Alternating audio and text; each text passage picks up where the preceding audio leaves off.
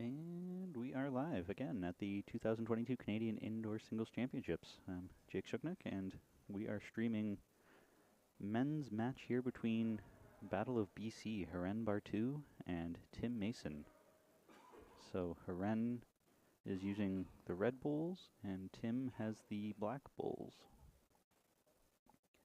This is, of course, their 7th match, round 7 for the men out of 11. Currently, looking at the standings, Hirendra is 5-1, so that puts him squarely in 2nd place, his only loss coming to Jimdu Holke. Meanwhile, Tim is currently sitting in 4th with a 4-2 record, although he is technically tied with Jimdu Holke and Kerry Lucier, who also have a 4-2 record. But based off of set wins and set points, he is in 4th, 4-2. His losses came to Jerome Kirby, who hasn't lost a game yet, and Kerry Lucier in a tiebreaker.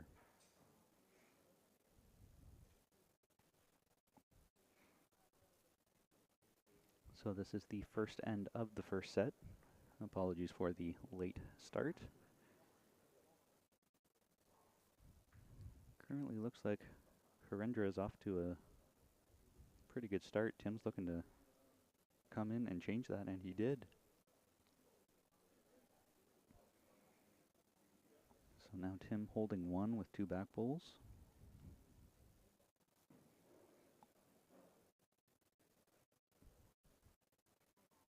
And of course you can find score standings results on bullscanada.com under Events and Results, National Events 2022 Indoor Singles Championships. And halfway down the page is the link to the scores and standings page. Big thanks Keith Johnson for helping us get the indoor singles with sets scoring system up and running. Also quickly say thanks to the Government of Canada through Sport Canada for supporting all of our national championships, as well as all of our other sponsors and partners, such as Event Connect, our accommodation supplier, Nuthers, our award supplier, and Kukri, our clothing supplier.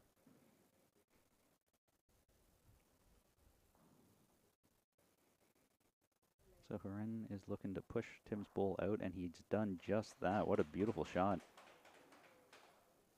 Putting a lot of pressure here on Tim. So now with Hirendra lying 3 in a look, probably 4, Tim either needs to draw to cut down, draw for shot, or try and bear jack it. Jack in the ditch will be good for 4-2. Right out of the gates. Tough competition here. It looks like Tim is just playing a draw on his forehand.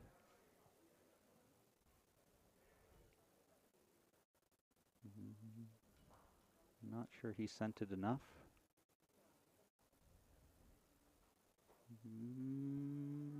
Don't think that was good enough to cut anything out, so he's kicking them all in. I'm assuming that is a 4-pack.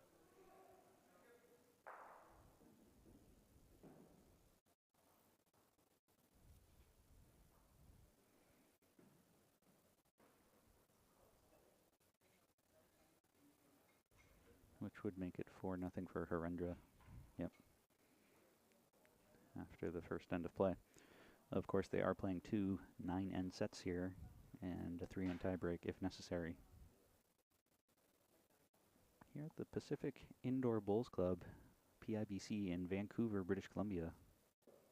4588 Clancy Laurent Gervais. We will be streaming again tomorrow, and of course Saturday, finals day. Estimating that the medal rounds could be around 1:30-ish, give or take in the afternoon. There are 2 rounds in the morning, one for men, one for women, before the gold medal game can start.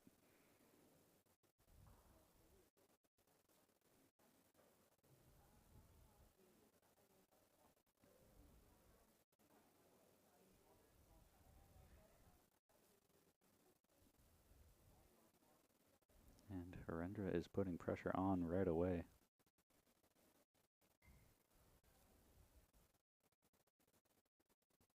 We heard last game in the comment section, Shane O'Flaherty was telling us that the ditch side of the outer rinks is a little bit wonky after the floods a few years back. So not surprised then to see both Harendra and Tim, local British Columbians, avoiding that ditch-hand side here and playing on the inside.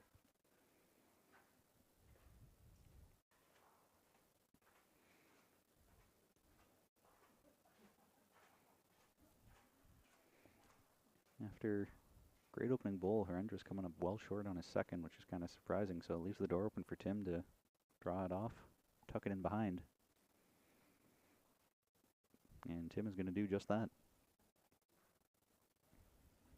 Bing, bang, boom.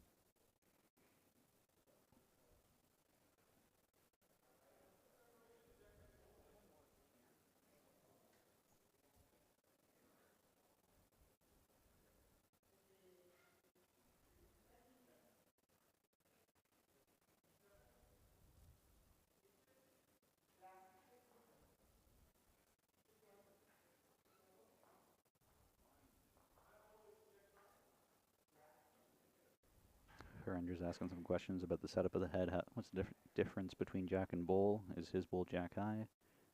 Now that Marker has given him some directives. Still sticking with the same hand. Probably looking to come in off of his own, as his Bowl is Jack high. Flop inside works, but just a shade heavy.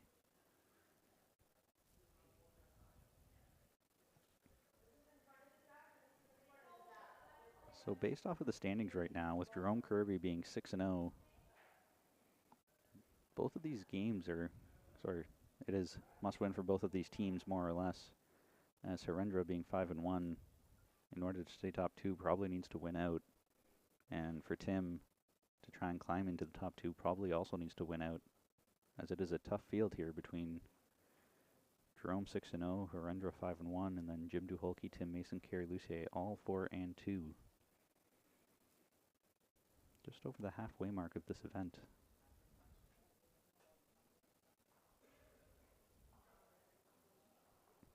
So Tim is now playing on the ditch hand side. Doesn't look to be that wonky to me, as I've seen several bowls play that hand. It comes right back. And the flop in as well. Good for two there. Beautiful, beautiful bowl from Tim.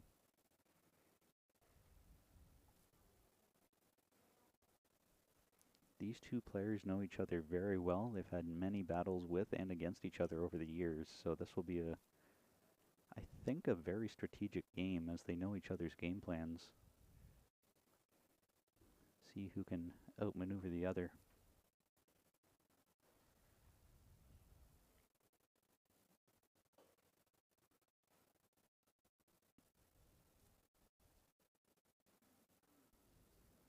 Final bowl for Harendra, sticking on that backhand.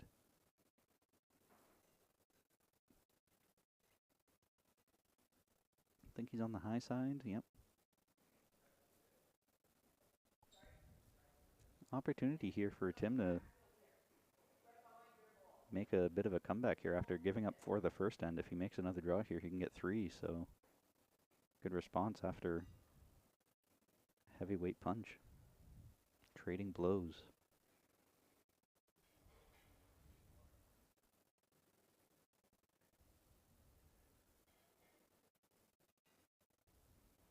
Don't think he sent it, coming up short, so that'll be 2 for Tim. Not quite enough to mount a hefty comeback, but you can see Harendra's already signaling 2 to the cams.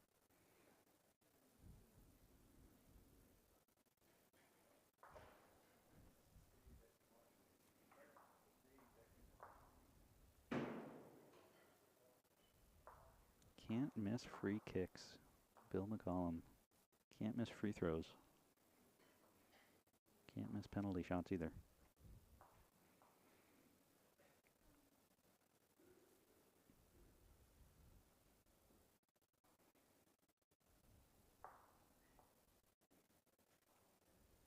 Anybody in the comment section want to give early guesses on who they think is going to win this game? Both these players very experienced. Both these players have played internationally before. I'm expecting a doozy of a game either way.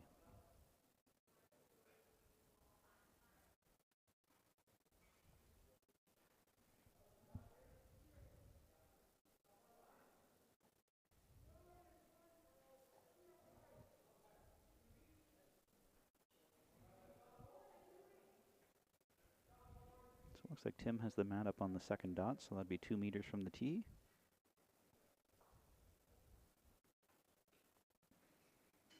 Bit of a longer end, probably 3/4 length jack.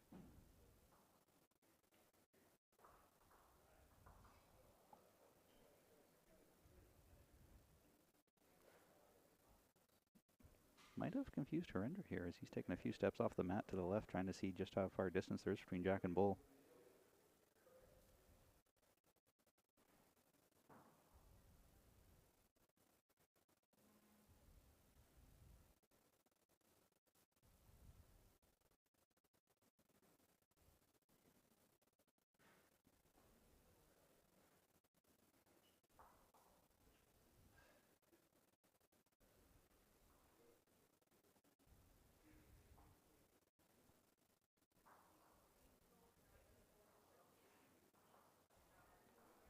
Harinder coming up a touch short and wide.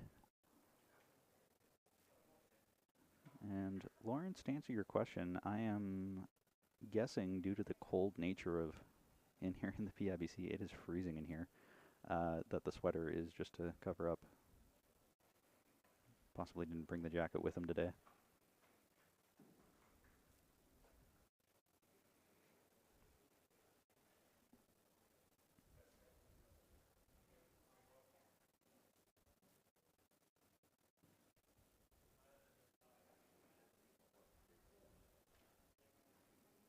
So Tim has clearly found his line there as both of his bowls are back on the center line.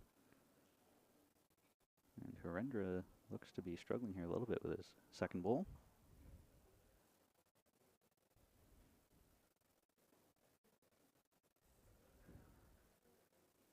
Tim's going to chase this one down, so I wonder if he's got the feel for it already.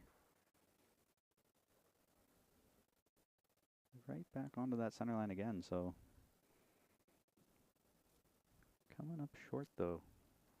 All three of them, not a single bowl past the jack yet.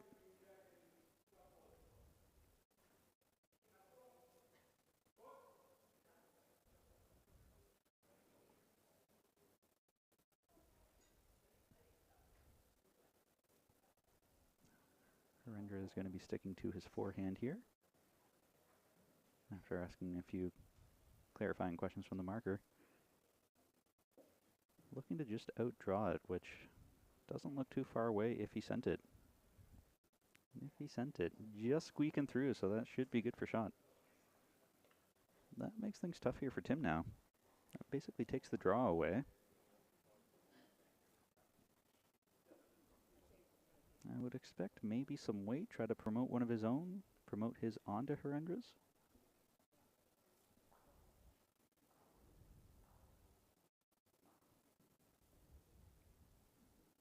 Could stick with the forehand and try and chip Harendra's out.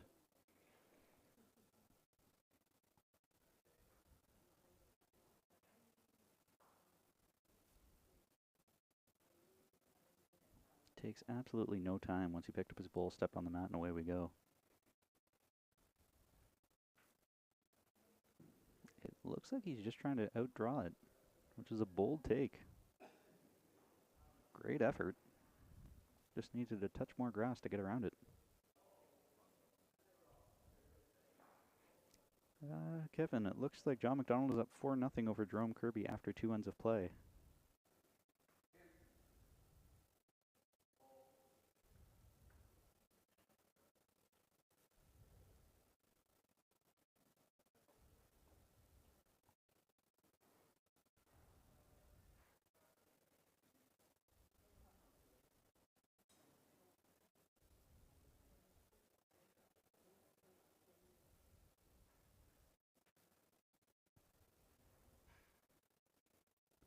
So John McDonald up 4-0 over Jerome after 2. Eric Gallipo's up 3-0 over Jim Duholke after 2.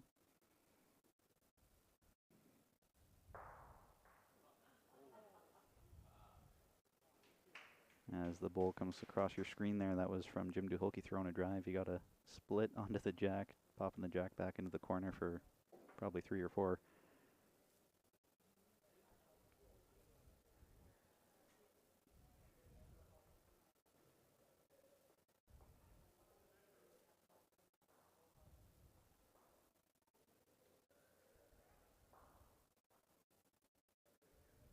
And Herendra's also looking to just outdraw this, which is very conservative play from both players. And so that'll be Uno.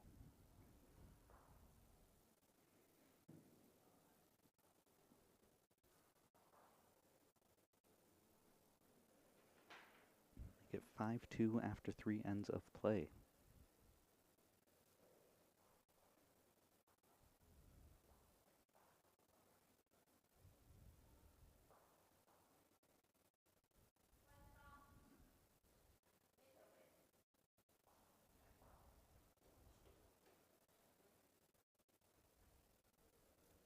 And looks like we're playing with a medium length jack here. And that's barely up above the tee, and jack is almost at the midway mark.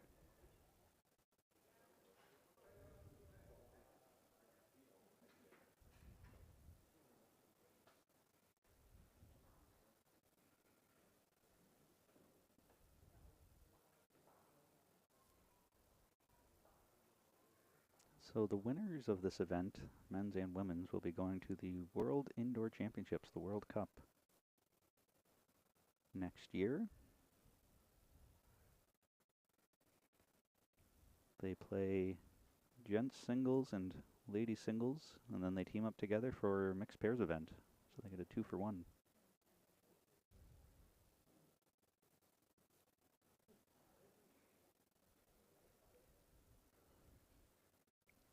Great opening bowl here from Tim. Just a toucher. Don't know if the marker's going to be coming out to chalk it or not. I'm not quite sure where our marker disappeared to begin with, but that is in fact a toucher for Tim. And knowing these two, I think that chalk on it is certainly important. Here he comes.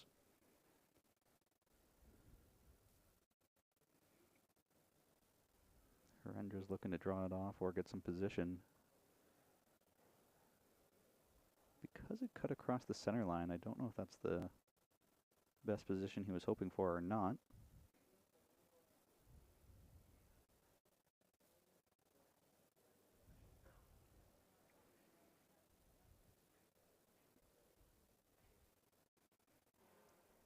And Tim had the same line it looked like, but just coming up well short on his second. Leaving the door open here for Herendra, as now without any position for Tim, Herendra, any jack movement, any bold movement, anything's going to be in his favor.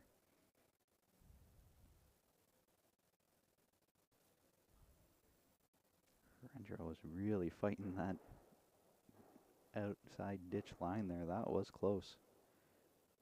That's a pretty good position. Any movement on Tim's bowl, jack's going right to Heren's.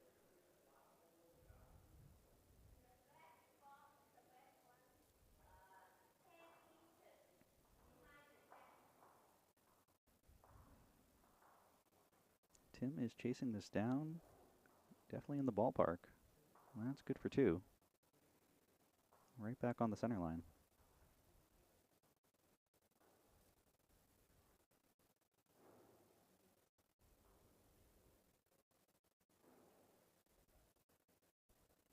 Heren's last bowl.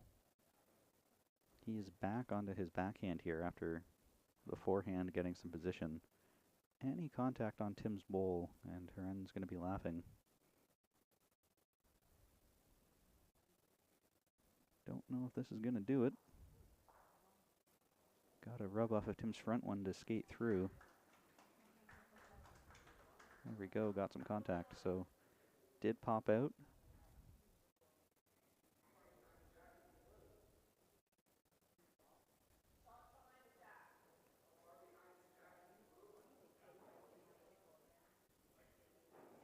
So now it's tricky with the jack being off center. You saw how close Herendra had to play his third bowl to that outside ditch line to get back to where he did.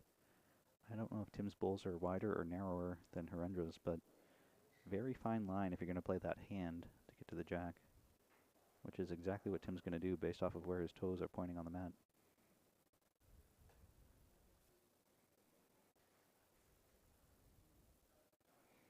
Looks like we've got a little bit of weight here coming from Eric Gallipo on rink 5 in the middle.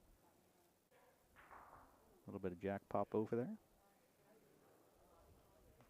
And so it'll go to the tee, and Eric's going to score 1 out of that. Good hit. And Tim's bowl had a great line, but coming up short, so I'm not sure if they'll put a tape to that or not. It does look like it's 1 black bowl to me, but Harendra's doing the finger dance.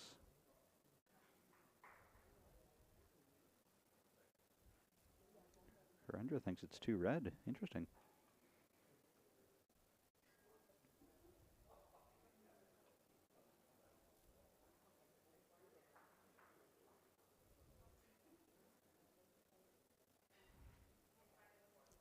Tim wants to put a measure to it, and the marker didn't have one, so Dudley Knox offering his. Big thanks to Dudley and the umpire crew for officiating all week.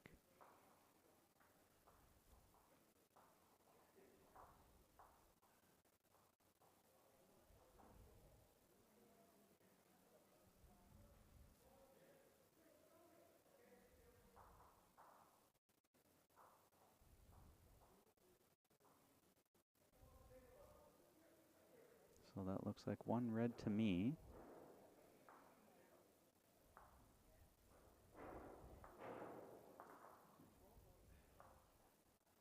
Which would make it 6-2. And Bill, you're keeping track of stats. Yeah, Harendra's holding up 1 finger, so it was just 1 to Harendra to make it 6-2 after 4.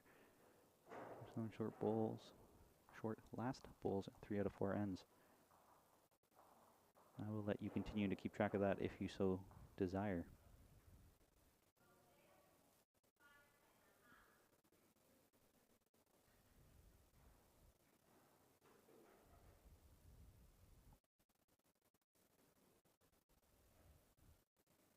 I will say Tim did mention to me that he's been getting up at the crack of dawn to have some work meetings before coming here, so 6 a.m. our time is 9 a.m. Ontario time, so to get those conference calls done before starting the day here, that does make it a little bit more difficult when you have to get up early to work.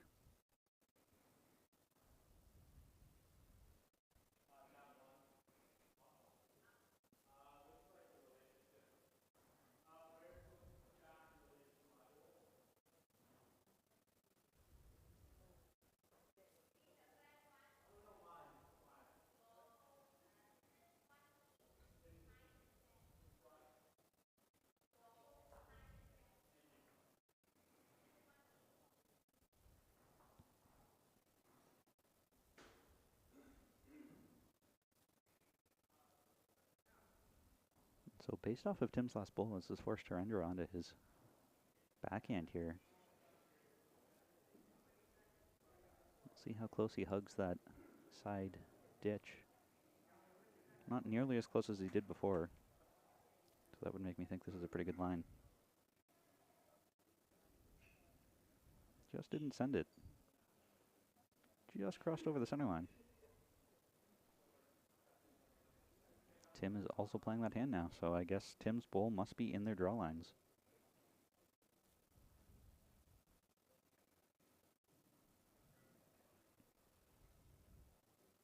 Looks like this is tracking nicely, but also not quite here. Loose head here on end number 5 for these gents.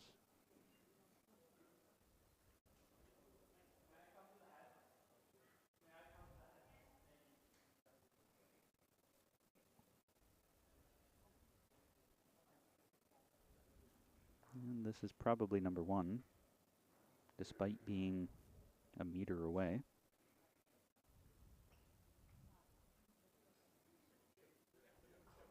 Tim's now back onto his forehand, playing the other hand here. Both players struggling to find it here. There we go. That is the clear and undisputed shot. With the flop too, beautiful. That will make things difficult here for Herendra. Each player has one bowl left. Because of those short bowls in front, you can see a bit of a port. Don't know if Herendra is going to fire at that, though.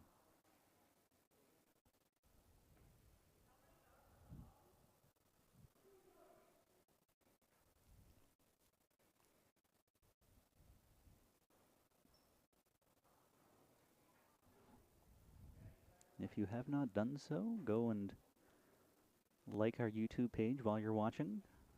More followers, the better. Hit the subscribe button if you want to find out every time we're going live.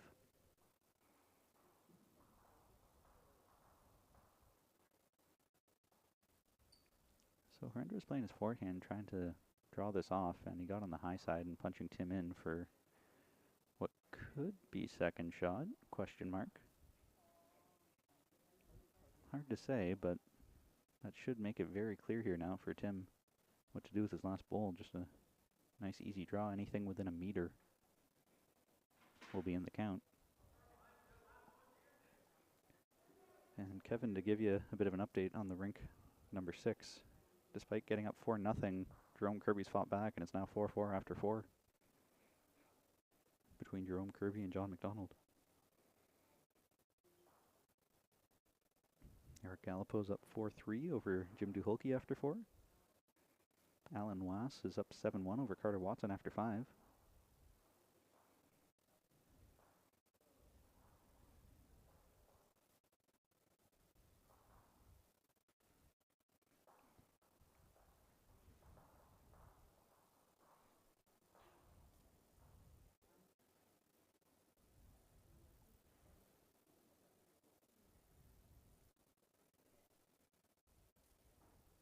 So Tim picked up a 3 ball there to make it 6-5. Pierre Vanderhoot down in rink 1 is up 8-zip over Pat Bird after 4.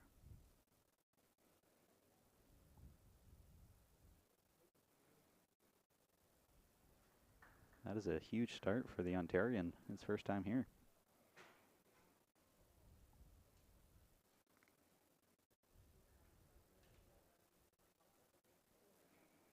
Now that the mat has been removed, Tim's been able to roll the jack. This is a short-ish length. As you can see, Tim has the mat up a little bit. Shorter-ish.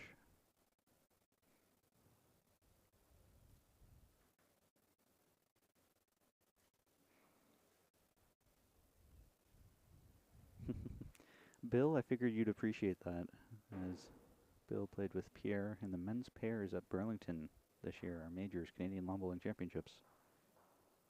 I believe it was the first time for both of you, if I'm not mistaken, playing at a national championship, representing Ontario.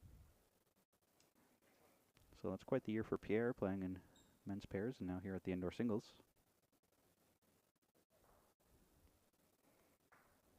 Based off of the opening bowls here from this end, I'm wondering if we've got a momentum swing after Tim picked up 3 there.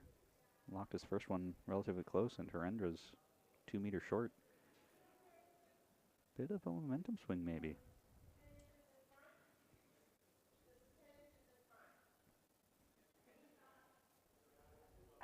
Very traditional strategy here of 1 on, 1 behind.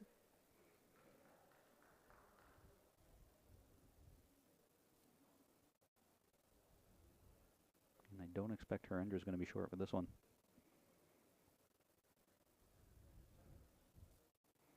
Looks to be a touch on the high side for that kind of weight. Skating through, good position. Will be second shot at the moment, but I'm sure that will not be the case by the end of this end.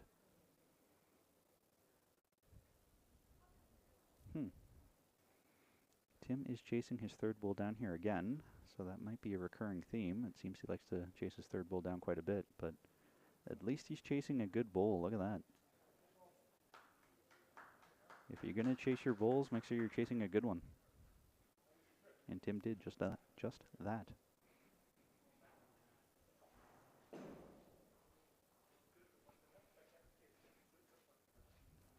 Herendra's thinking and thinking here, not quite sure which shot he's going to play, whether to draw it off or try to trail it off or go and double them out.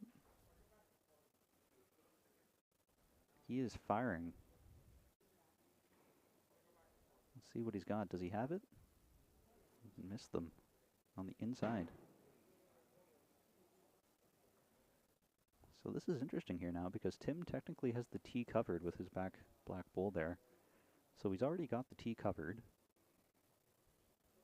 But Harendra still has one to come, so I would fully expect there to be another bull in the head and maybe something not near those two. So that way you can't double out, triple out his bulls. You don't really want to build too big of a cluster or make that target any bigger. Leave a hole.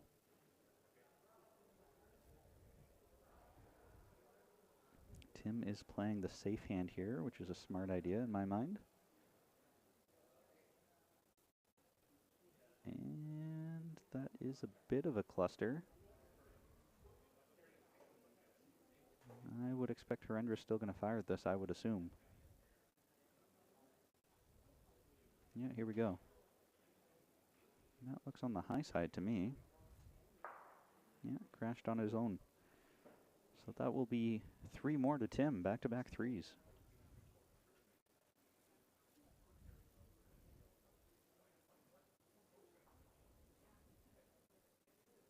That'll give Tim an 8-6 lead after 6.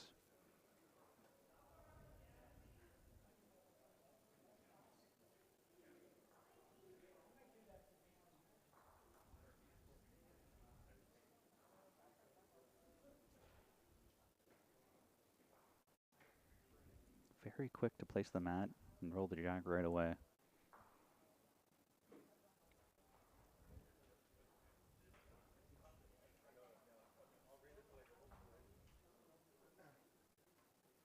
Give you an update on the score on rink 6. The Joker, JK, Jerome Kirby, up 5-4. Stormed his way back after being down 4-0.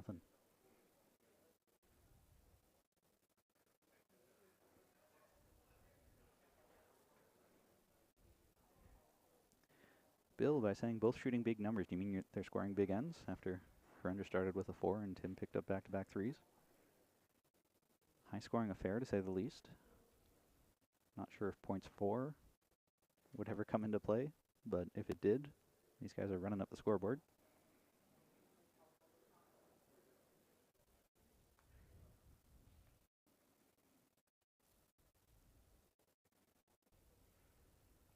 So after the last end being a little bit looser from Harendra, he's made a nice adjustment here. Try and make this a tight end here again.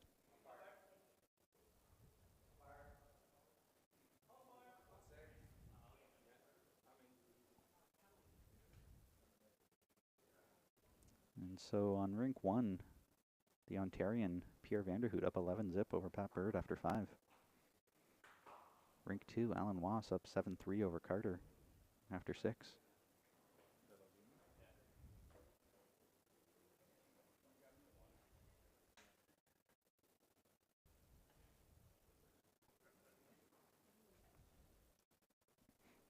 And so this is immediately a much closer head than we've seen the past few ends.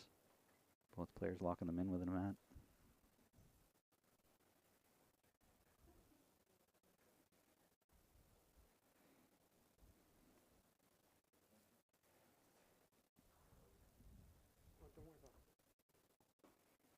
So Tim's chasing his third bull down here again, as per his consistent practice. And that looks like a very close draw. Don't think that's going to be good enough for shot, though.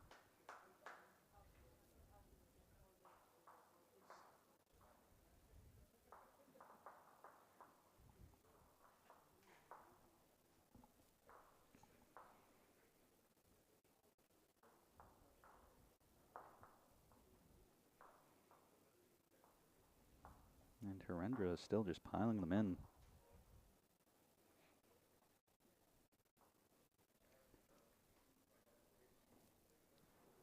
Both players walking around, both players taking a look. Even the marker's getting out there taking a look.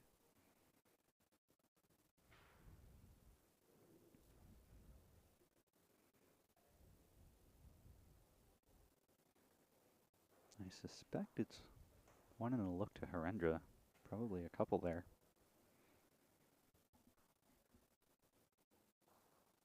Last bowl for Tim. Heren still has one more.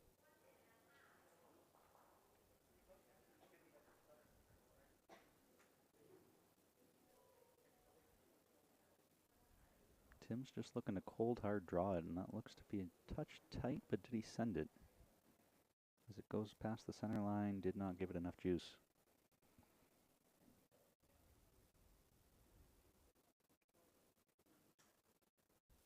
Big opportunity here for Heren if he is lying a couple.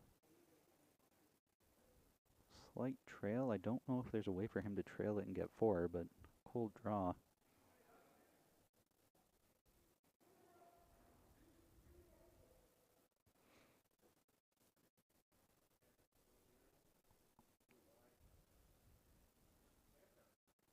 Cold draw should be in his wheelhouse. I suspect that's what he's going to play.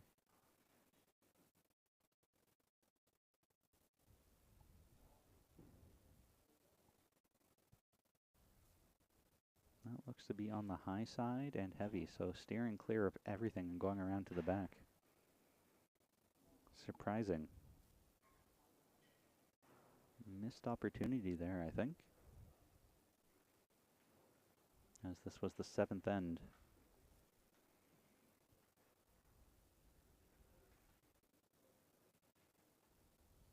And Tim's asking the umpire for a measure here.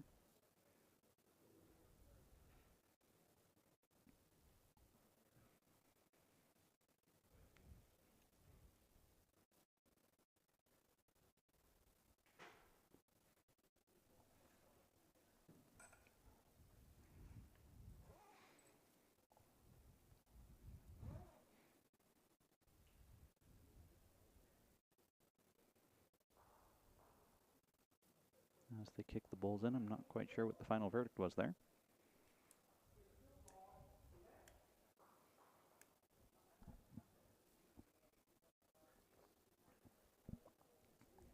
It was 2 to Heren, so that ties us up at 8.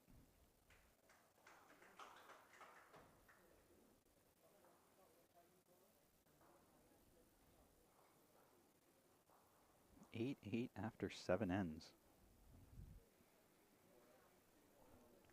High scoring affair. Basically averaging over 2 points an end. Just in front of the tee.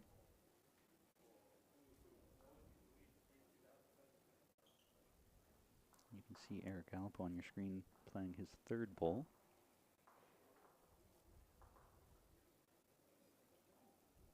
Heren stretching this out, not quite full length, but pretty close.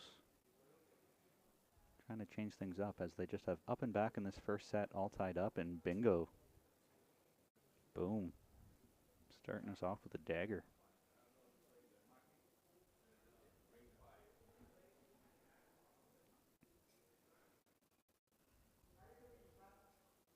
Tim's asking if Heren's bowl is in front, which it is.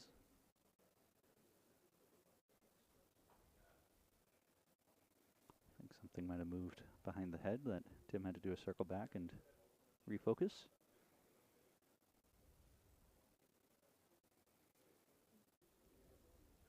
Playing on that ditch hand side, and he's not a mile away. Tracking nicely. Look at this. Wow. Wow. What a counter. Just when you think it's safe with a first bowl toucher. Just kidding. No, it's not.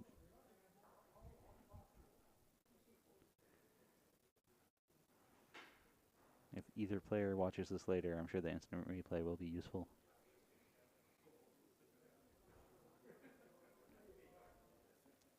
Herendra looking to counter, but doesn't quite get it. Coming up well inside.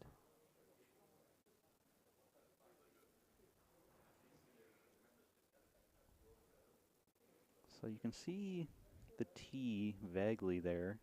Little white speck on the screen.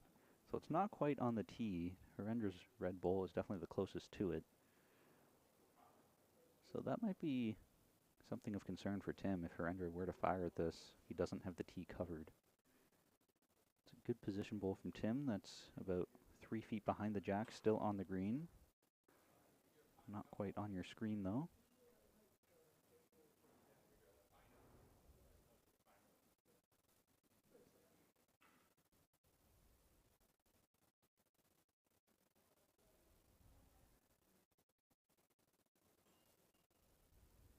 Rendra's third bowl tracking nicely towards Tim and the jack, but I think he's still a touch narrow. It was a good adjustment, but not quite good enough. Tim only has one bowl in the head right now, so this is kind of interesting. I don't see the jack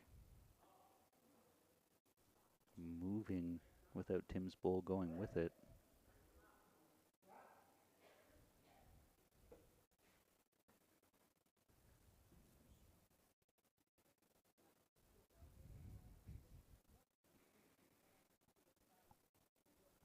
So Harendra has one bowl left. I would assume he would fire at that, because that's very tricky to draw off. I suppose he could just tap it, and if the jack moves a foot, he's okay.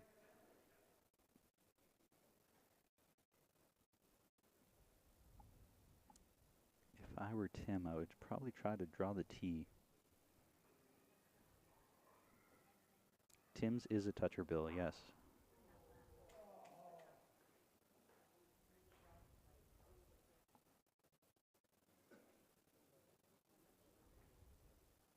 Because it's angled, though, I don't know if Tim's bull would actually go straight with the jack if contact is made. Jack would go in one direction, Tim's another, I think. Pending the angle, of course, that Haren would hit it on. I think that was Tim trying to draw back to the tee. He got a little bit on the high side, but obviously you want to steer clear and not be anywhere near the head if you're holding one like that. Each player has one bowl left to come.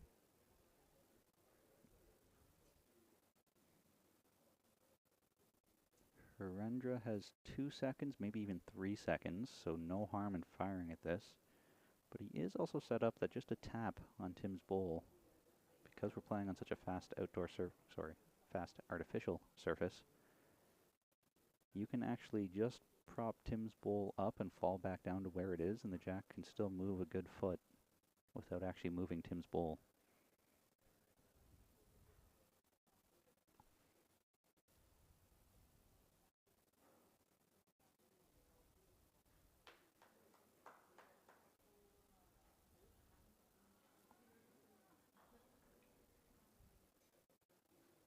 I fully expect that Tim will not play his last bowl here.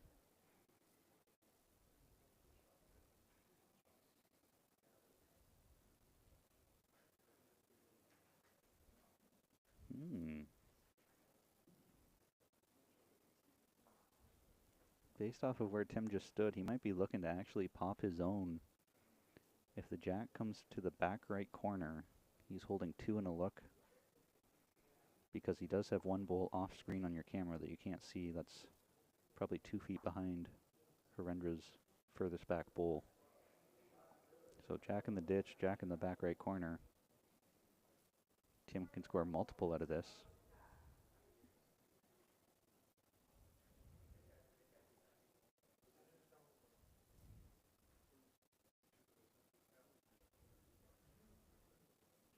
He is playing on his forehand, so that makes me think that is what he's playing for.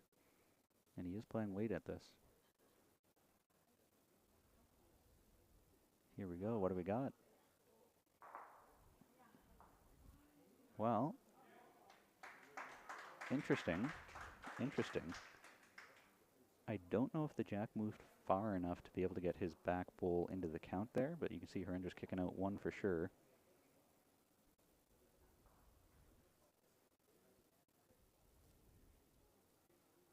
Aggressive shot, but really not much harm. Not that risky.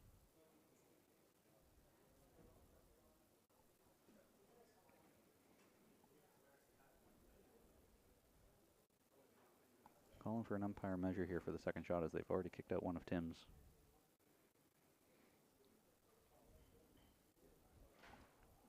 Especially being that was the 8th end.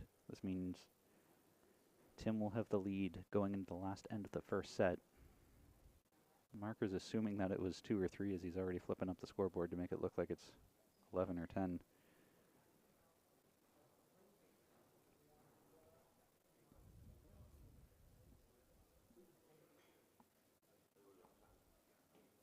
was a gutsy shot, but it also wasn't that gutsy of a shot because there wasn't a whole lot of danger because of the way that Tim's bull was locked on to the jack. Any contact.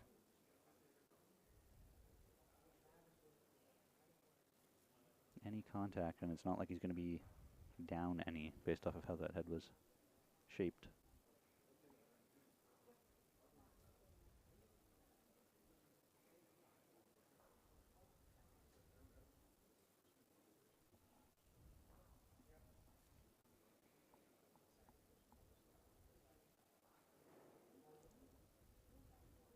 Umpire here is measuring away between Harendra's red bull and what I think might be Tim's closest second.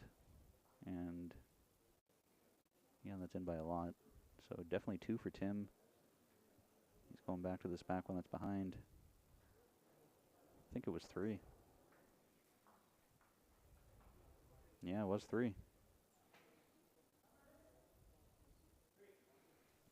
So 11-8, Tim's got a 3-point lead going home. Gutsy, worth it.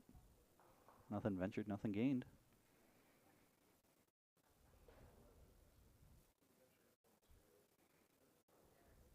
Strategic and smart.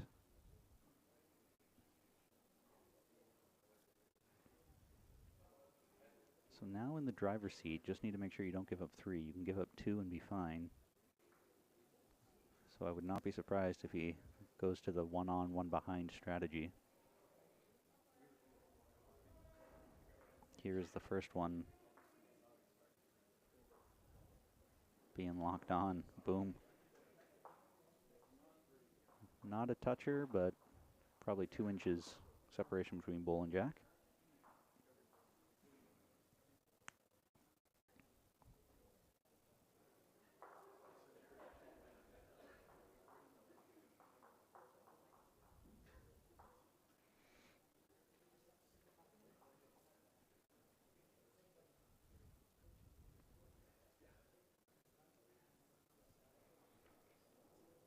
So with Harendra's first bull being 1.5 meters past the jack, I fully expect Tim's next bull here to also be behind the jack again.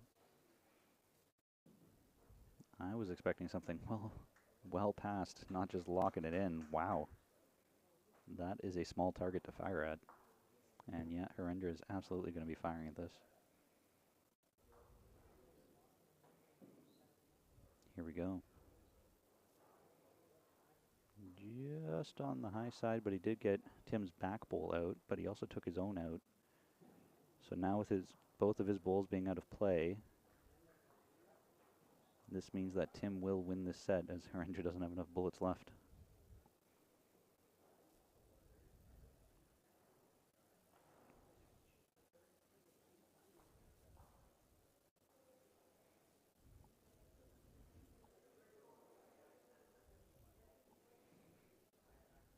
So now that the set is comfortably in hand, Tim is still just piling it in. He's got a feel for this length, apparently.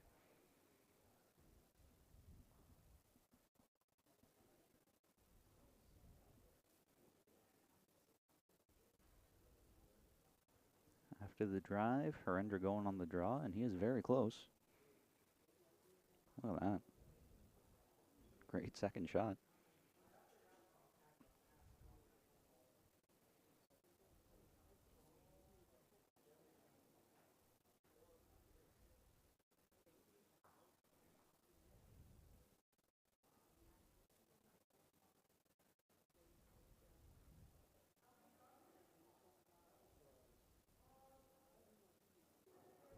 Tim is feeling it. My goodness.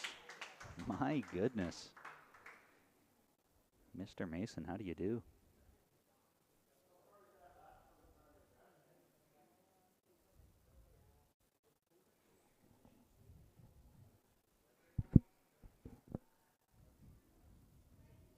And so Harendra was looking to draw that off. Didn't quite get there, so that'll be 2 to Tim to win the set.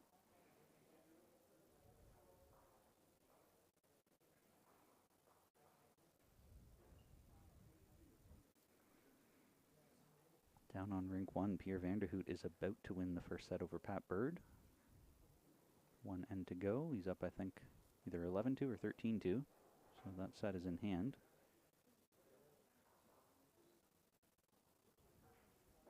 Game on the right, it looks like John McDonald is up 7-6 over Jerome Kirby, so very close game as they're playing the last end of their first set.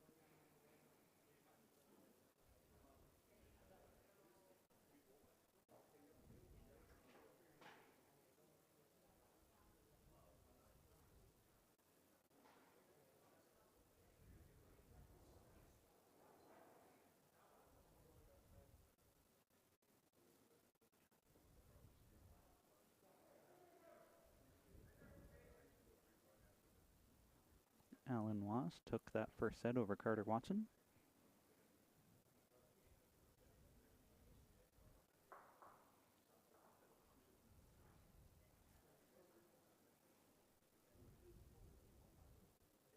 Pretty good opening bowl here from Tim. First bowl, first end, second set. Absolutely a must-win for Tim.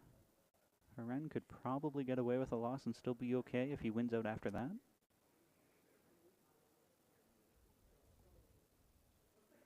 It is still early enough, though. It's hard to tell how things will shake out in the end. So Jim Duholke is up 7-5 over Eric Gallipo as they are playing the last end of the first set.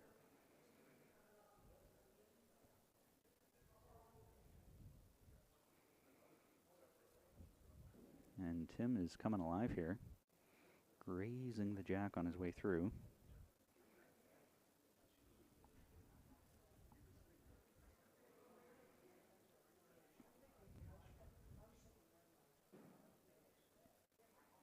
Feel free to drop in the chat who you are, where you're from.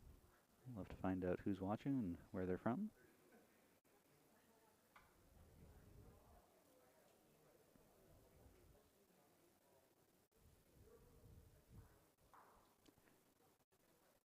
Shane, I don't see the world's friendliest marker here today. I'm not sure where Rob disappeared to, but today you won't be cheering for the marker.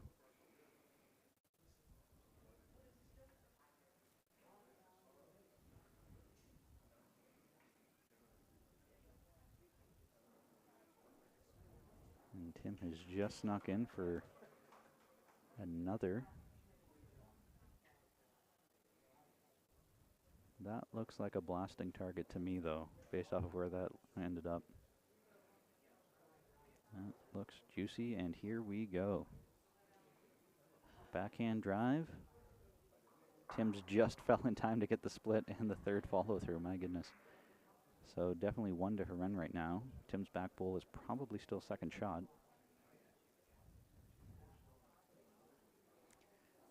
And Jesse saying Berta because there's snow out there already. I am not looking forward to coming out to Edmonton next week. Having snow in October is bananas. And Zoom Zoom, nice to have you with us all the way from La Belle Provence.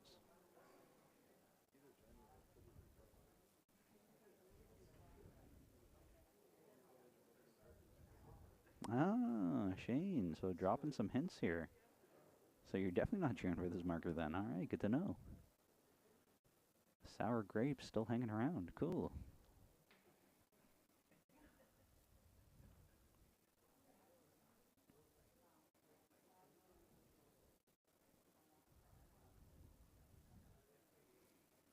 So Tim was a touch heavy there on his last one. Leaving the door open for Harendra to score a few to start this second set. Kevin, I hope it stays that way. I'm coming out that way on Sunday afternoon.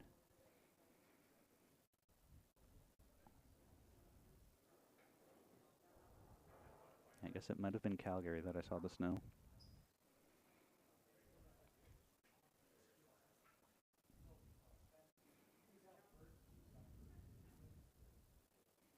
So Harendra's on the draw. And he will do it. That should be good for 2.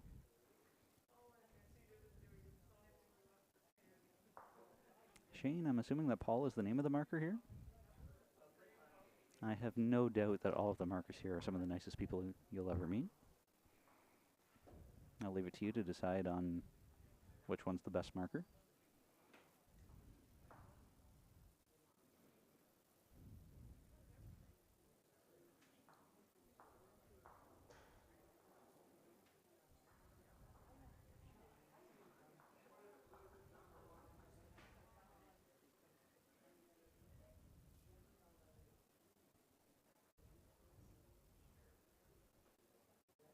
Paul Choi. All right, there we go.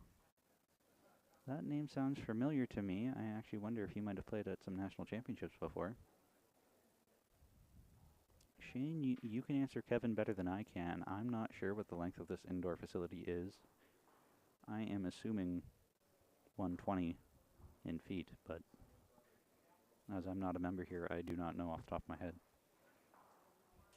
It is a full-length green, I can tell you that, though. It's not some short 80-footer.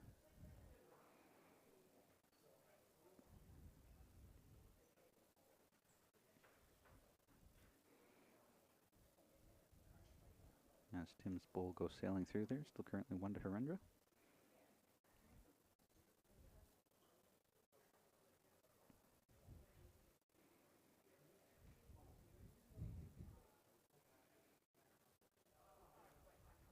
Jesse, if you want to start that chant at Bulls tournaments, all power to you. Nothing like just randomly shouting out your province.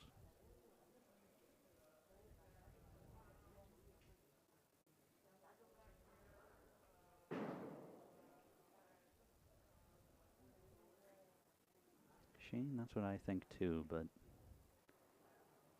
I have seen the blueprints, which is quite nice that the PIBC have blueprints up on the wall from when this place was built, so if I was dedicated enough, I'd pull it out and start looking at it and start measuring out and see what the measurements were.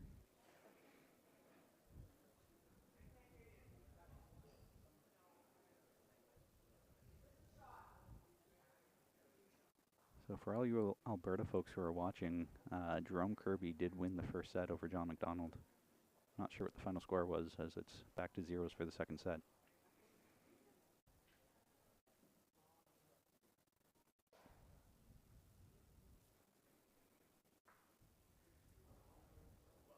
Jim Duholke did win the first set over Eric Gallipo as well. Kerry Lucier won the first set over Doug Prop.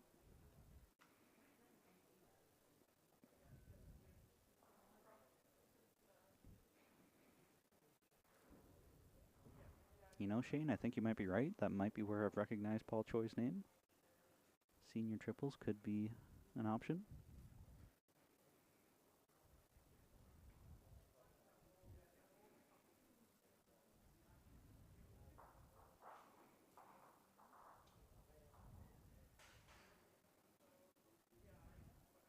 So Harendra was looking to push Tim through, but just on the high side for that kind of weight. Leaving a little bit of space here for Tim on his last bowl. After Harendra took 2 in the first end, Tim has a big chance here to score 2 to tie it up.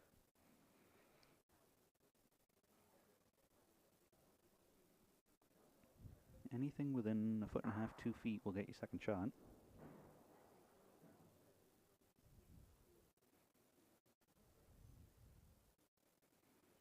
Good afternoon, Leanne Franklin. How are things in the Kitchener-Waterloo area?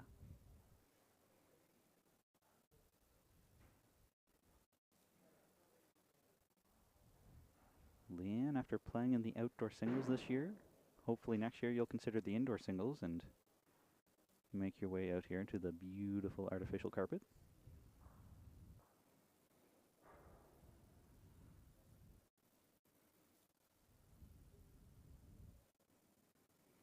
So missed opportunity there for Tim as he came up short on his last one to only secure the 1 to make it 2-1 now after 2 ends of play.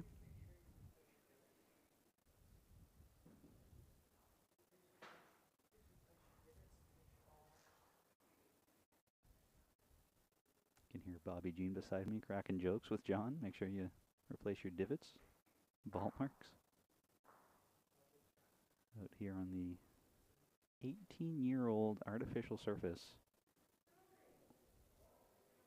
Still in tremendous condition given its age.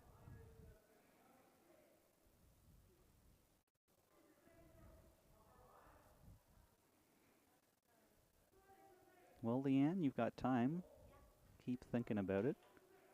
I suspect next year's qualifiers in Ontario will be much more hotly contested for this event, so you'll need to practice, practice, practice. This year they had their qualifiers at the Menorah Lawn Bowling Club in Orangeville with beautiful artificial surface out there as well, so make sure you check it out if you haven't been there before. Highly recommend.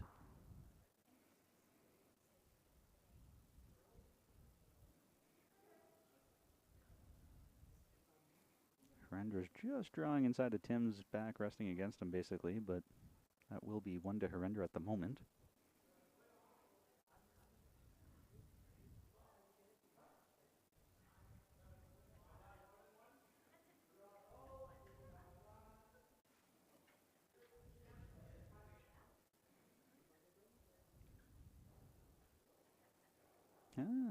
Paul skipped the runners up in this year's senior triples.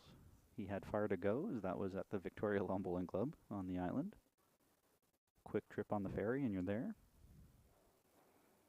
Big thanks to Gopala Gowda and his crew of volunteers for hosting the senior triples this year. Their first kick at the can of hosting, and I'm told it was a wonderful event. That was the only event I didn't go to this year, but heard it was great. He put in countless hours to prepare for the event. It sounds like it was quite the success.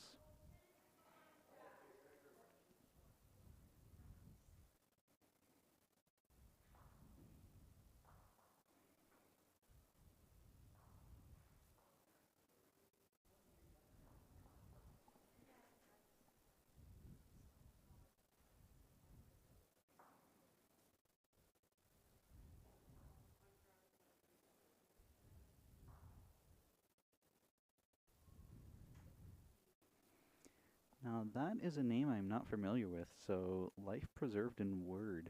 Can you clarify on who you are, as I have absolutely no idea, but PIBC is treating me well. Look forward to seeing you Saturday and or Friday if you do attend, whoever you are. Life Preserved in Word. Not quite sure who that would be. Great spank there from Harendra. Ah, my old commentating friend, Mr. Gerard. I should have known. I will be sure to get you on the mics when you're down here, so make sure you've got a cup of tea or something with you to get your throat ready for an hour and a half of nonstop chatting with me. If anybody wants to hear what David sounds like, head on back to some replays from 2019, 2018, maybe even 2017. I'm not quite sure what year it was.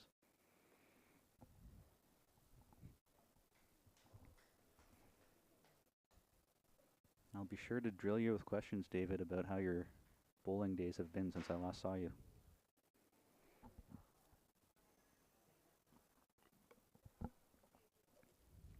Paul's taking a look out there. I suspect it's Tim for 1, but Harendra still has 1 to come. Being an off-center jack, that is tricky to get to. You have to basically only play one hand there or else come up well narrow. The downside of playing on rink 1, 3, 4, or 6 here is that the ditch hand sides are very tricky to play when there's an off-center jack.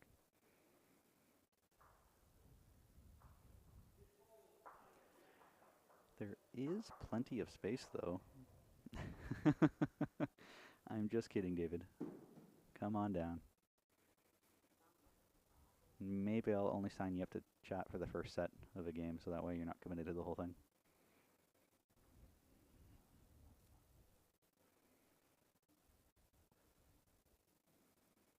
There's plenty of space here for Harendra to draw, so pick a hand. Anything within 2 meters will get it.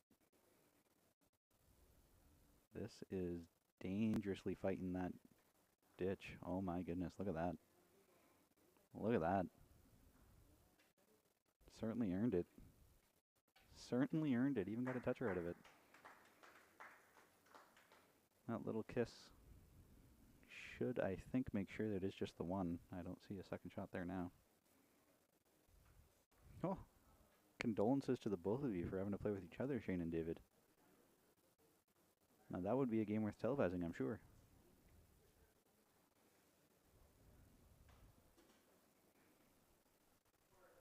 And they're calling for an umpire right away here to mark. Or sorry, to measure.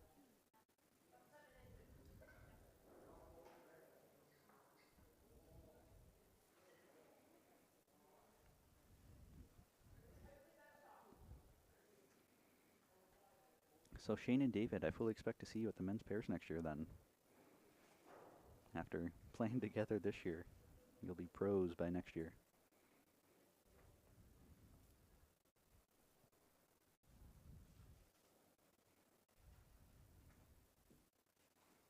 And so, no, that is just the one to Harendra. Make it 3-1 after 3 ends of play.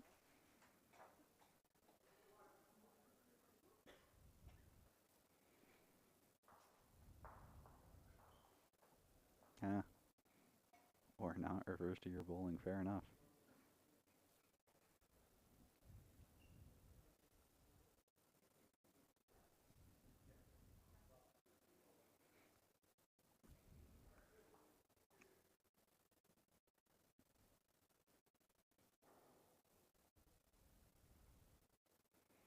Shane, I don't know if you'd both lose, but the viewership might. A few brain cells, that is. I talk a lot of smack for having never met you.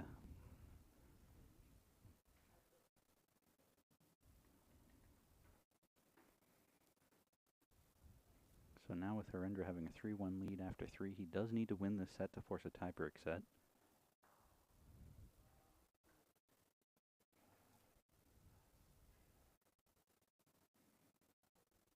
Beautiful opening bowl.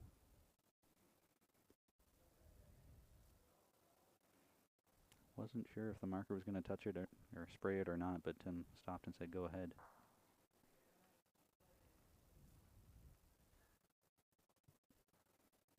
This is a shorter end as the mat is up quite a ways. And Tim is narrow and a touch light. Not quite a meter short.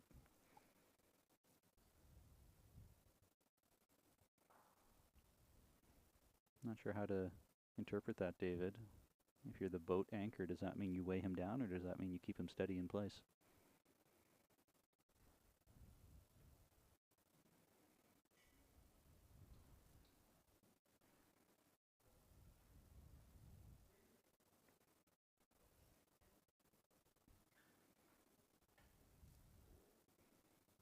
So after front resting toucher, Harendra's next bowl was way short. And after Tim's first bowl being quite short, his next one is a couple meters through. Aside from that one on, both players struggling here a little bit to get consistent.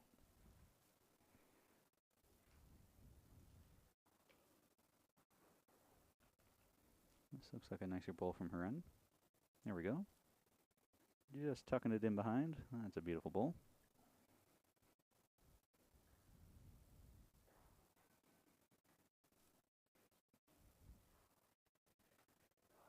Tim playing a little bit of weight at this. Got quite the result there. Curious if we can watch that again. Here we go. Bing, bing, boom.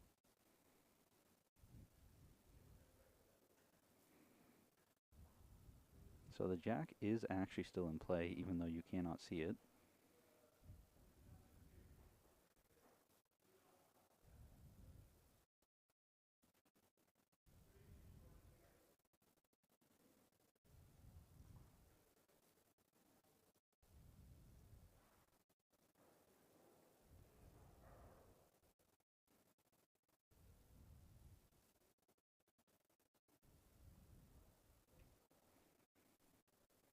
So with the bull being, with the jack still in play in the back corner,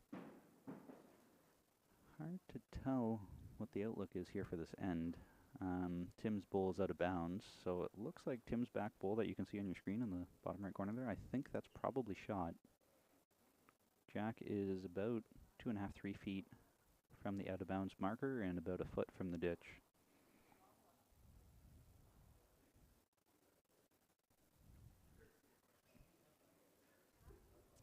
Ren is going for jack in the ditch.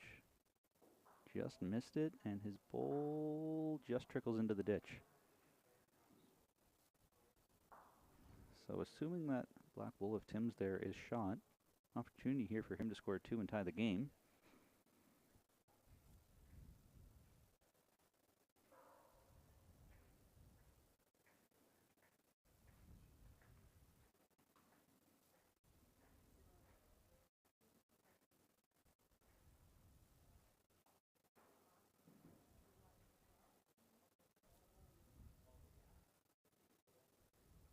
We'll see which hand Tim plays, as that jack is close to the out-of-bounds marker, and there is an opportunity to draw. He has probably 2.5, 3 meters of space. Just needs to clear the junk in front. All in the weight here. Is he inside or outside Heren's bowl? Inside. Didn't send it though.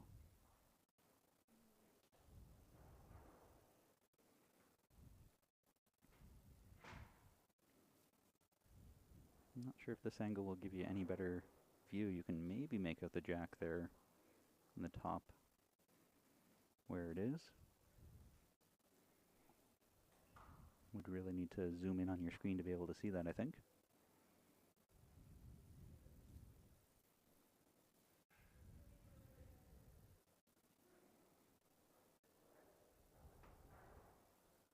So Heren's taken out one of Tim's. They are looking at Tim's last bowl. And they're calling for an umpire, I think.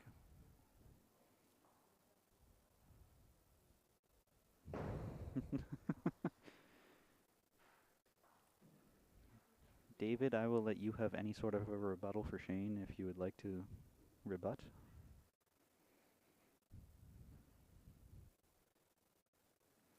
Rink on my right. The Joker, Mr. Kirby, JK. Jack in the ditch. He is up 5-zip after 3 over John McDonald in that game. And just drove the jack into the ditch after John played some pillars for him.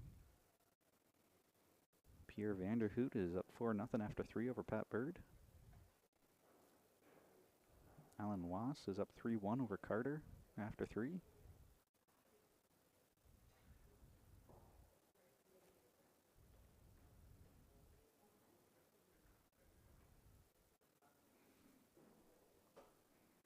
So I think it was just the one for Tim there. Make it 3-2 after 4.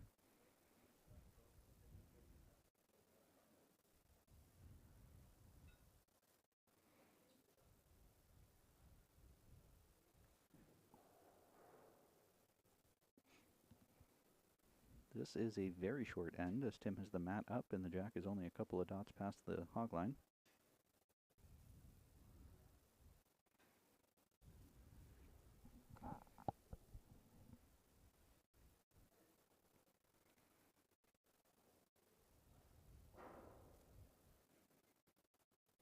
So after a super high scoring first set, where they averaged over 2 points per end, trading 3s and 4s, 4 ends played, 5 points on the board. Polar opposite.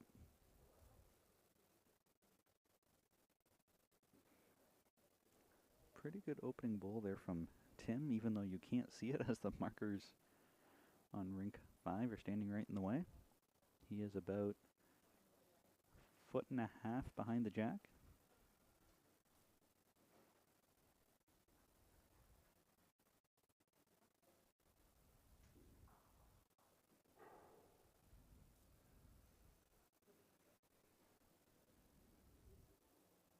So Tim is currently holding 1 with his bowl 1.5 feet behind the jack. Herendra's is about 2 feet in front, 2.5 feet in front. Tim just rolled past his. And you can see where his bowls are now.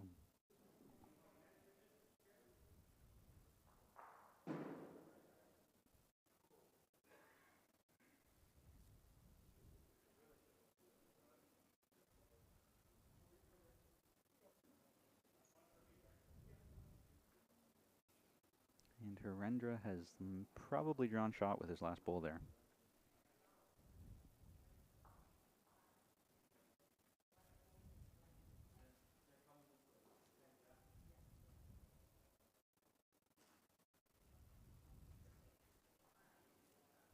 can just make out the jack.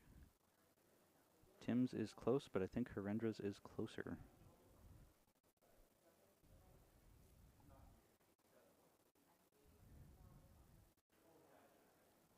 As expected, Tim's chasing his third bowl down and just coming up short. I don't think that that's going to be good enough.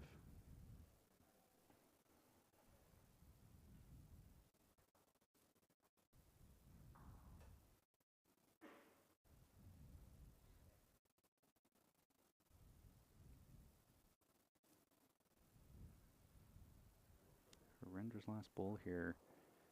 Just nestling up to Tim's last, that's for sure one.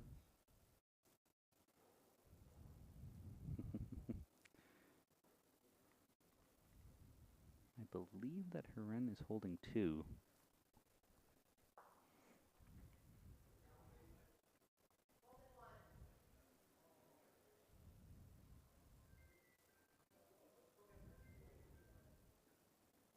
So Tim's last bowl coming up here. He's probably down 2 in the head. Drawing on his forehand, and he's in the ballpark. Tracking nicely. Right on the jack. Tim Mason shot drawn. Not quite a front resting toucher, but narrowly missed it.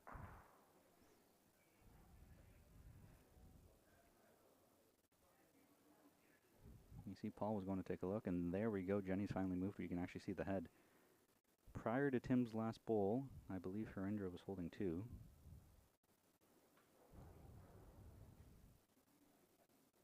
You can see there's quite the look here between Jim Duholke and Eric Gallipo on rink 5.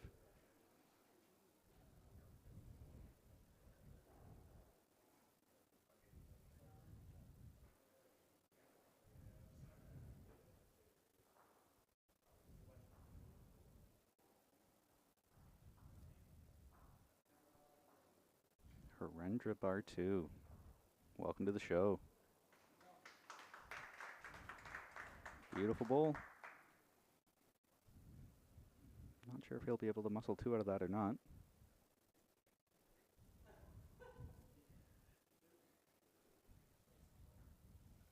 Tim's taken out 1. And I think they're calling for an umpire.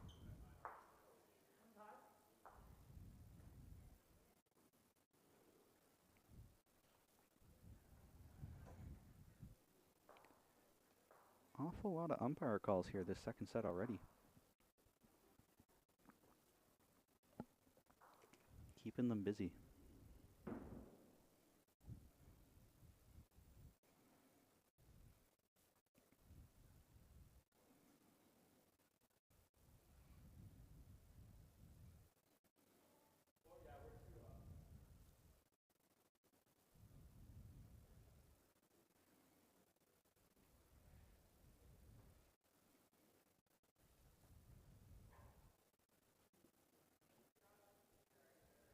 If you have not done so already, go and like our Facebook page, like us on YouTube, follow us, subscribe, all that fun jazz.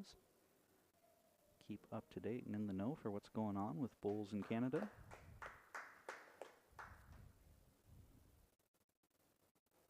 Subscribe to our newsletter so we can drop you a line every week to give you some fascinating content, such as when and where national championships will be next year, or what sort of new programs are being developed.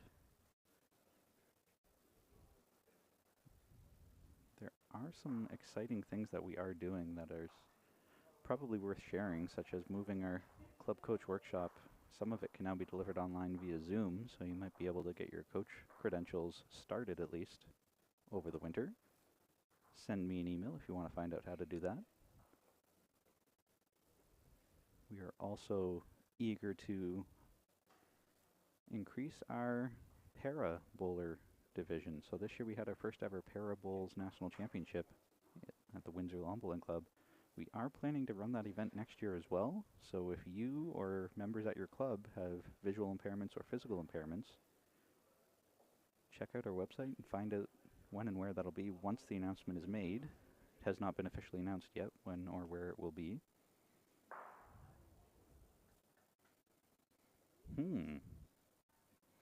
Our second camera has stopped working. Not great.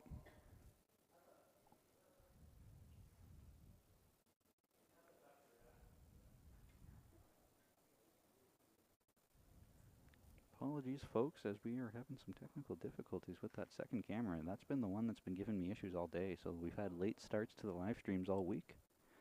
That second camera likes to just freeze and glitch up, and you can see it's still frozen. And we'll leave it at this screen for now as I try to figure out how to fix it from here.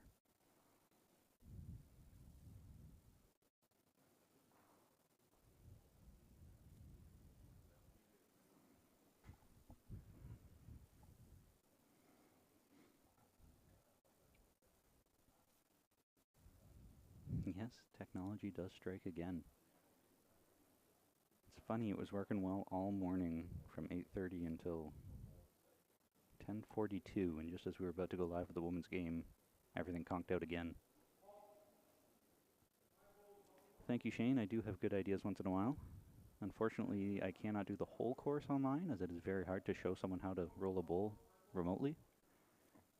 But about 5/8 of it can be done through Zoom.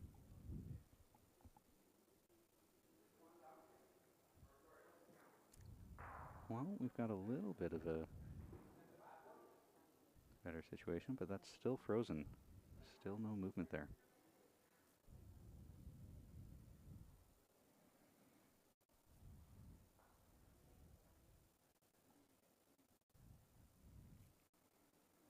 Well, you can see on your screen just as well as I can from where I'm sitting what the current head is looking like.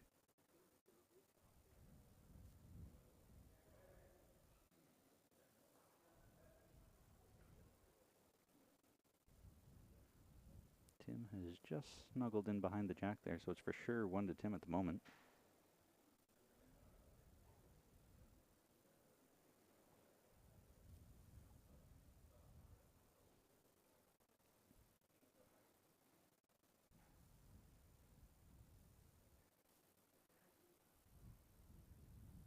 And Horan is hard after Tim here. Right onto his bowl, pushed him through a little bit, so now it's definitely 1 to Harendra.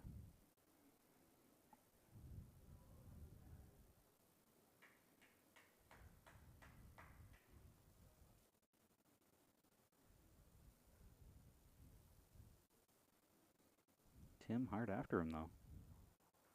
Just sailing through.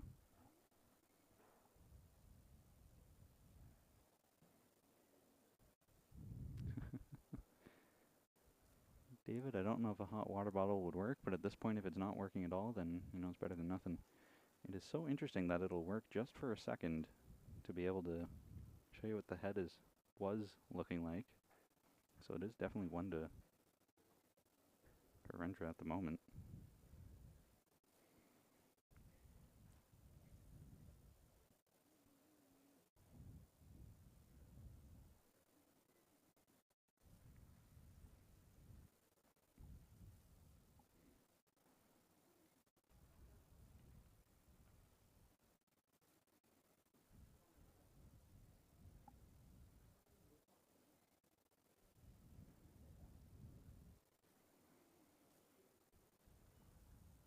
So with Haren lying 1, looking to draw in another, and he's in the ballpark,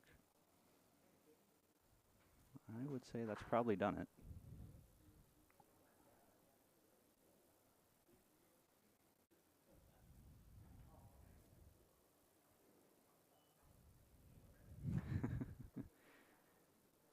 Susan, I like your idea. Percussive maintenance is my favorite.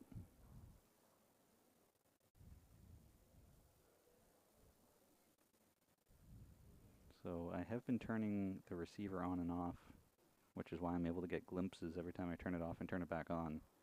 So Haren is currently holding 2, but again, it's frozen, so you're not going to be able to see any change there until I turn it off, turn it back on again. So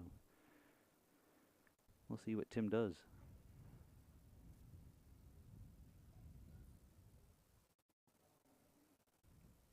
And Tim has drawn a round behind everything, so that'll be 2 more to Harendra bar 2.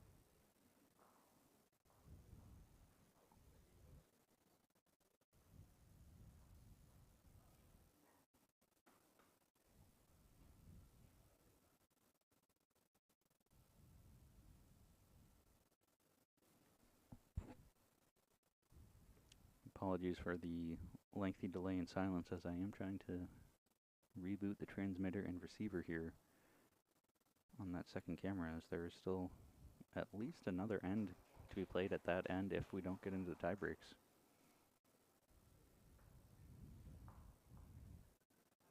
And yeah, it is frozen once more, so I will have to run down to the other end for a manual reset.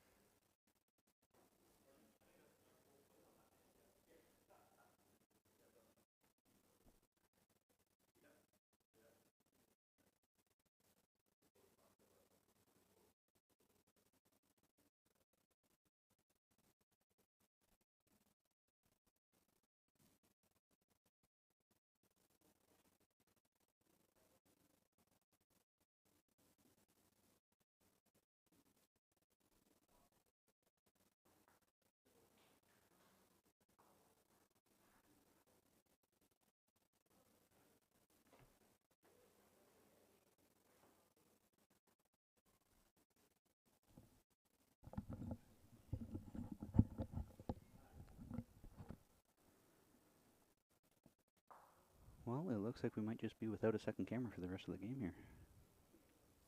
Hard reset did nothing.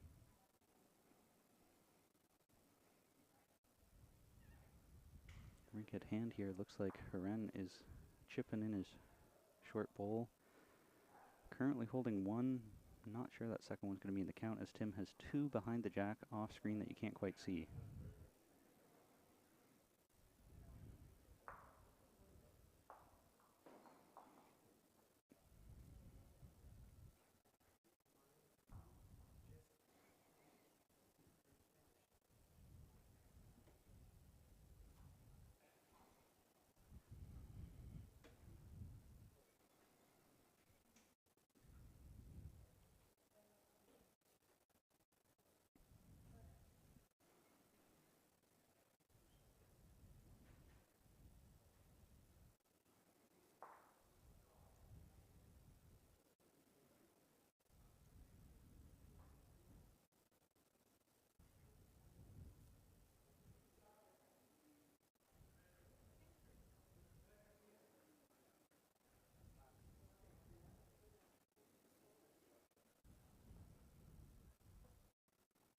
Tim trying to draw a round out back, but just a little too quick, even though it's off screen there. So Harendra is holding one.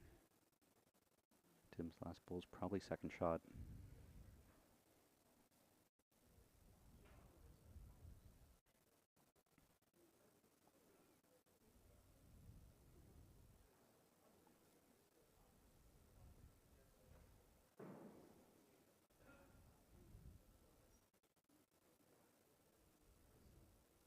One bowl left for both players to come. Tim has all three of his directly behind the jack in a nice little cluster. Two of them are about 2 feet behind. The third one is about 4 feet behind.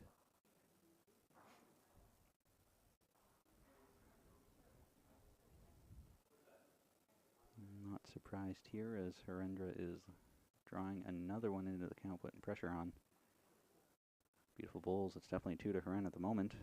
Tim has one more bullet left in the bag. I would expect some weight here. Split those 2 out, grab the jack on your way through, and you count in 4.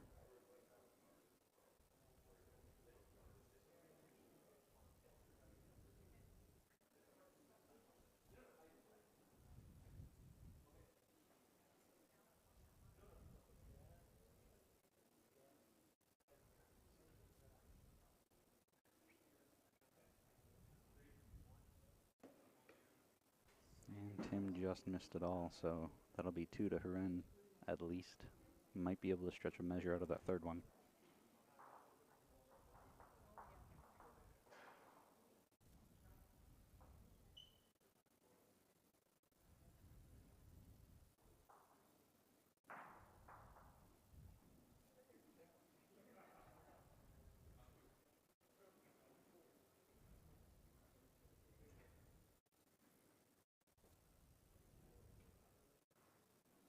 Yeah, still froze.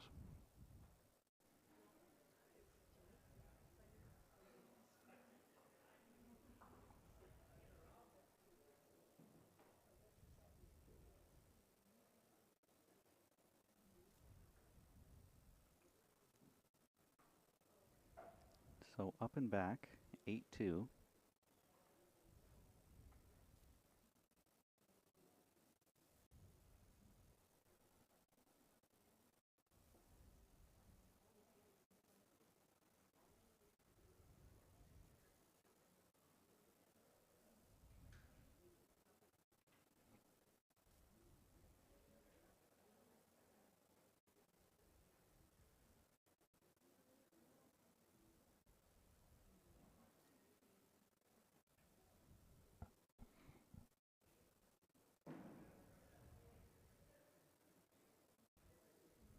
Six-point lead. Because Tim did win the first set, all he needs to do is tie this set to get the win.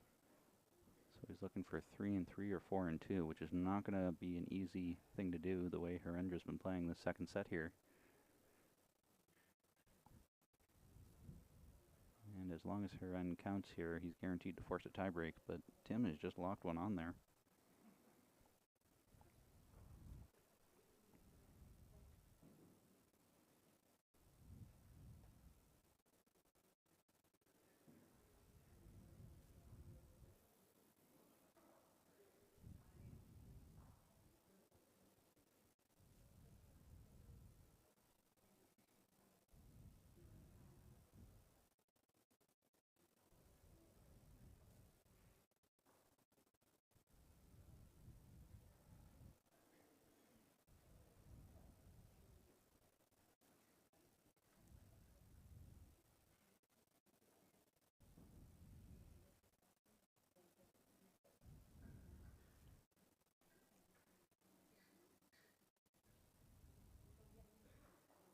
So Tim has just trailed it off there. Beautiful shot. Not sure if you're able to see that on your screen up in the top corner. Currently one black bowl around the jack. Tim needs at least 2 to give himself a chance going home, and Haren just wants to count or limit it to 1 to ensure the tiebreak. Haren is in the ballpark. Just coming up short.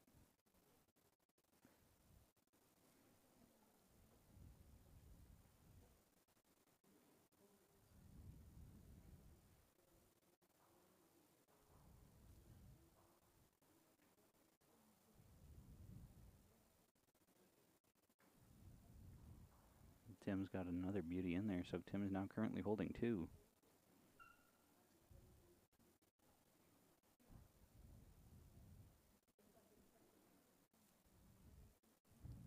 Sorry, Susan, not easily. That is something I could fiddle with, but Haren's playing his last bowl here, so by the time I got it figured out, would be coming back in this direction anyway.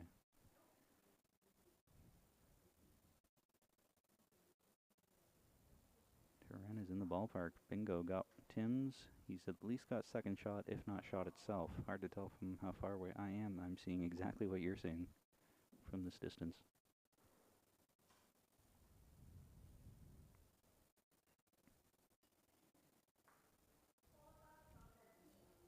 So Tim is in the ballpark here once again, but he's pushed his own out instead of Heren's. Back resting toucher, but only going to be good enough for one at best.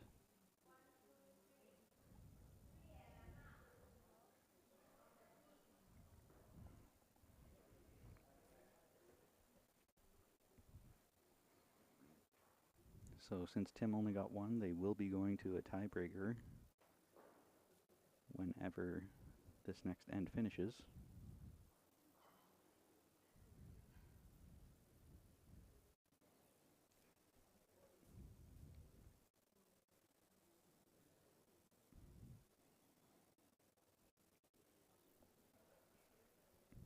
And so here we go. Now it's time to see who can get the momentum going into that last 3-end tiebreaker that's going to be coming up. So this is basically just a practice end at this point.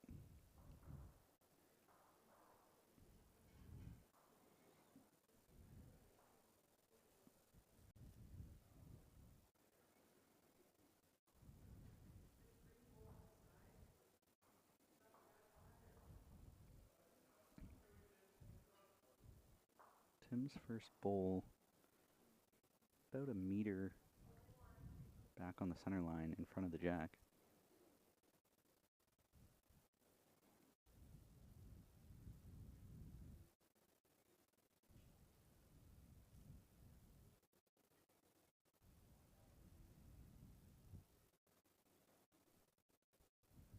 Heren's just drawn around.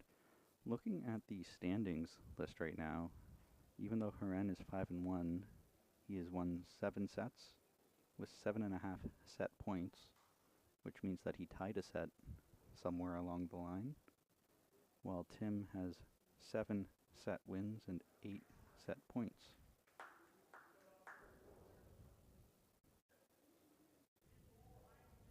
Which is interesting because he tied 2 sets to get that extra set point.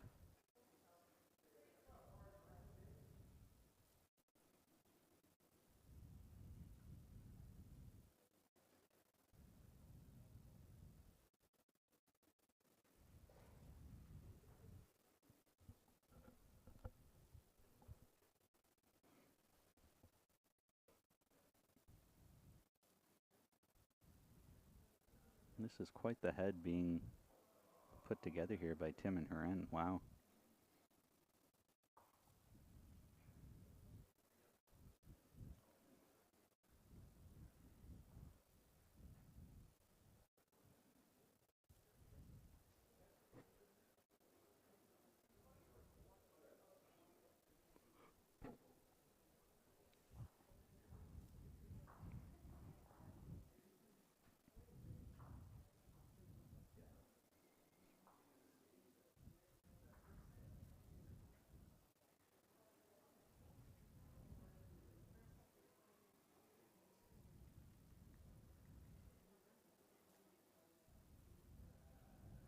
What a beautiful last bowl there from Tim. That looks like it could be 2 to the black bowls right now. Heren has 2 back, and he is actually throwing weight at this, which is interesting. Not willing to even concede at all and follow through onto the tee. So Heren will pick up 1 and a look as we head into this tiebreaker.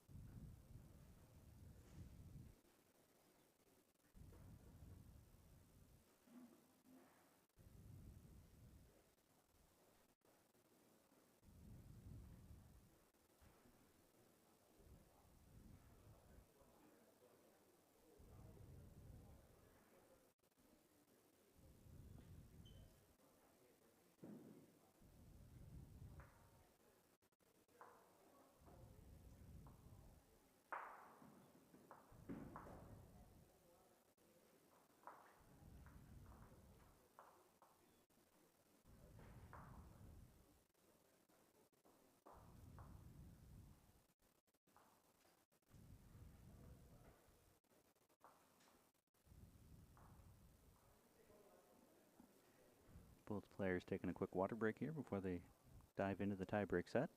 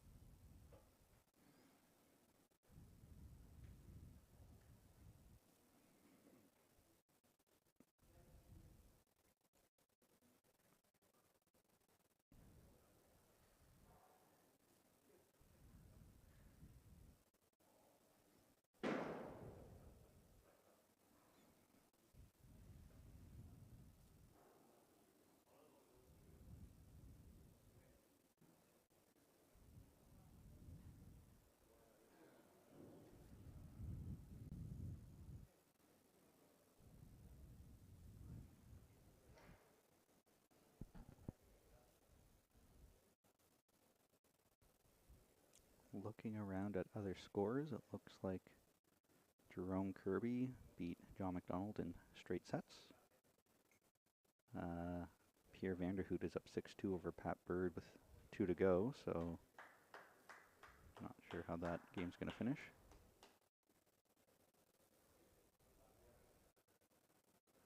Alan Wass is up 9-5, playing the last end of the first set, so I think he's about to straight set Carter Watson. And can't quite see the score between Kerry Lucier and Doug Prop. It looks like Kerry's got 3 points on the board after 7 ends, so Doug Prop is currently winning that game with 5. So 5-3 after 7.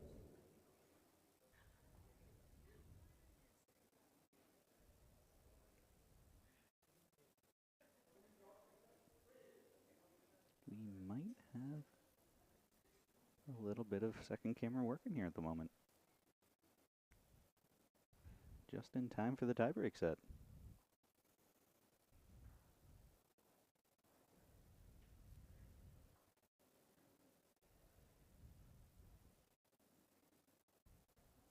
That percussive maintenance clearly doing the trick.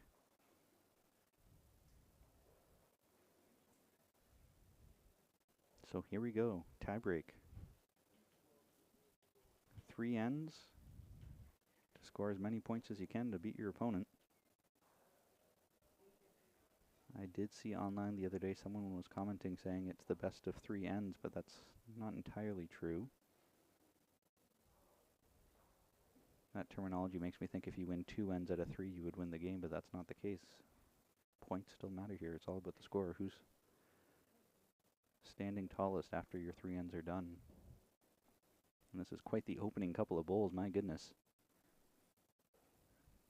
Tim's bowl looks to be maybe 6 inches behind the jack, and Herren just touched it on its way through, so this is close.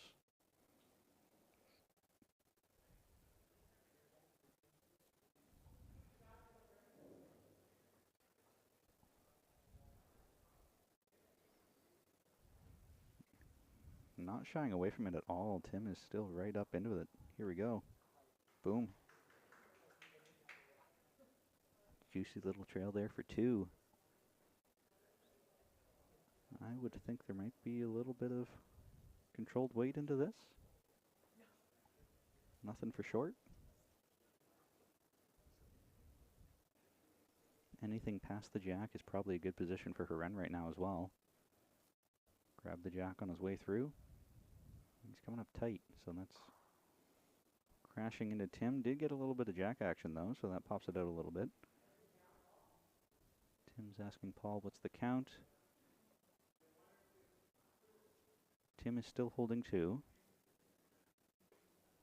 I would expect he might work on his own if he can roll his rightmost bowl over once. Might be ideal.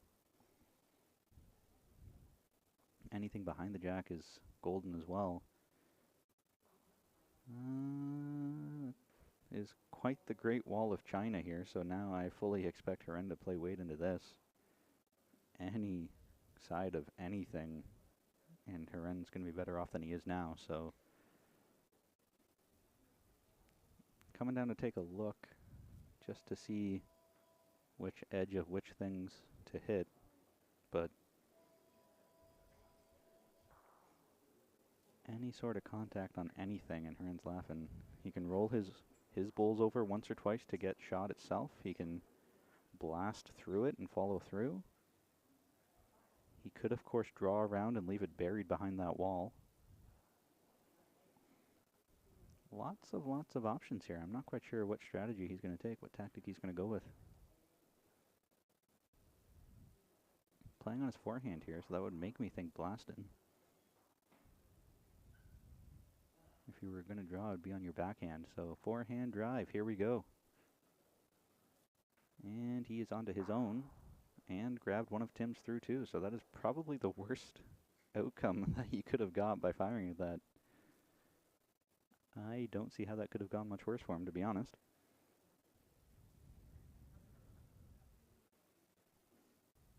Still down 3. Lost one of your own, and your shooter's gone now too.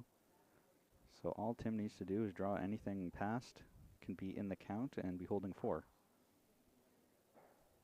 Really no need to worry about the tee. Heren does still have one to come, but even if Heren blasts at that, he's only going to get 1 on the tee if his shooter stays on, so pile him in would be my suggestion, but I don't know if Tim's going to do that. Looks like he's playing just around behind. Don't know if that's going to be good enough to be in the counter or not. Probably put a tape to that.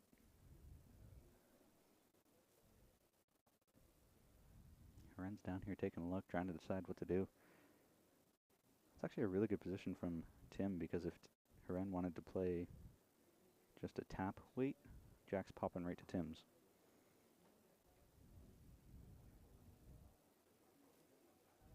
So, do you draw for second shot? Do you blast and hope?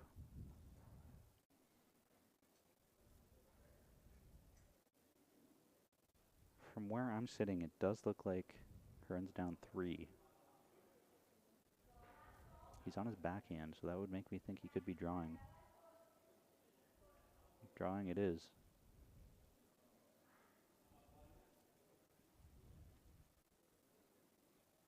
How close does he get after firing? To drive and draw?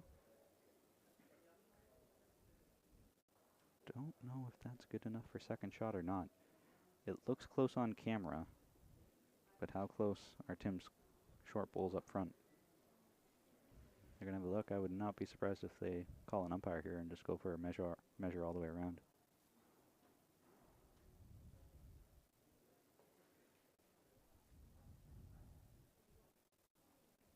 Yeah, here we go.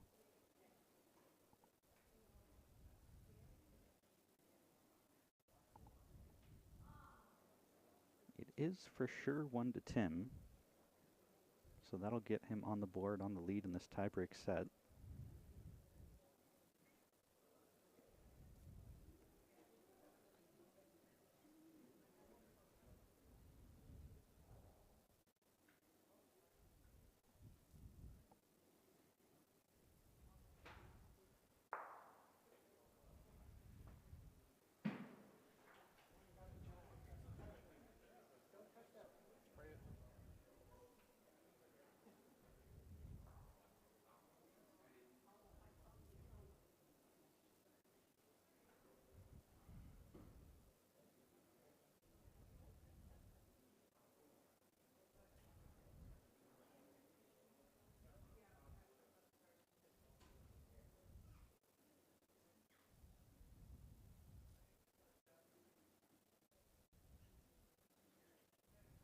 Looks like it's a 5-5 game on rink 5 here between Eric Alipo and Jim Duholke playing the last end of the second set.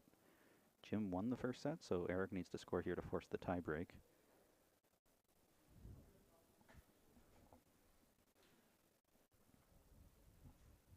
And Eric is currently holding 1.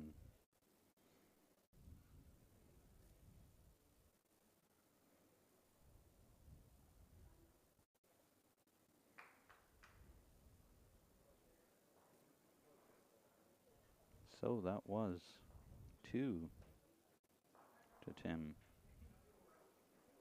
Sorry, 3 the marker has on the scoreboard. My goodness, I was not sure that was going to be 3. 3 zip, clearly in the driver's seat going into this second end of the tiebreak set. Can score a 2 to make it game. Can score a 1 to really be in the driver's seat. And Heren's looking to score anything here just to give himself a shot going home.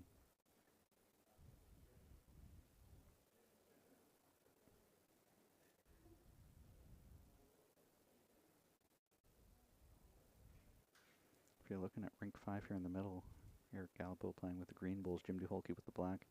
Looks like Eric's holding 1. His final bull's coming up here. Jim has 1 to come.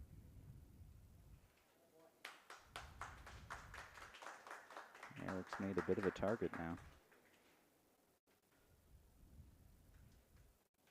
Tim's first bull about a meter behind. Meter and a bit, just a touch.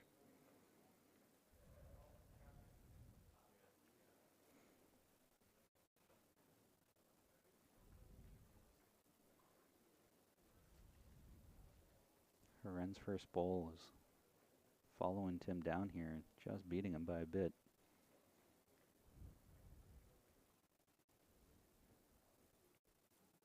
Pretty good opening bowls to have them just behind the jack. Useful position.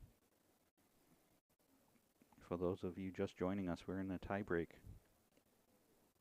Playing the second end of a 3-end tie break.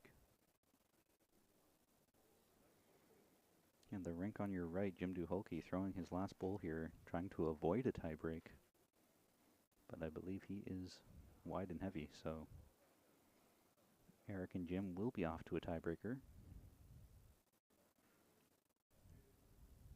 Tim's got shot drawn. Heren's looking to score here to try to keep it close going into the final end. In the neighborhood. Paul says that Tim's bowl is still shot.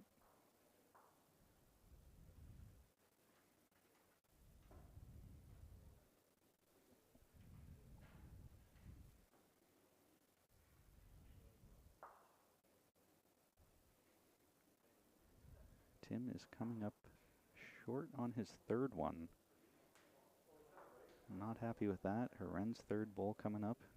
Probably looking for either a little trail or roll Tim over.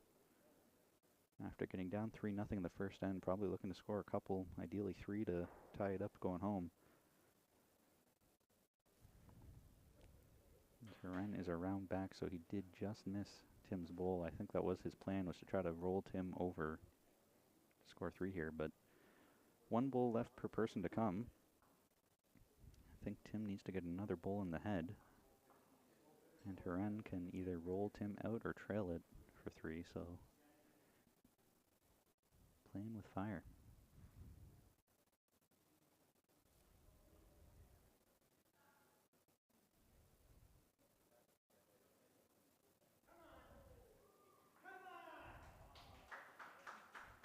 Tim is willing this one forward, but still didn't quite send it enough, so doors open here for Heren.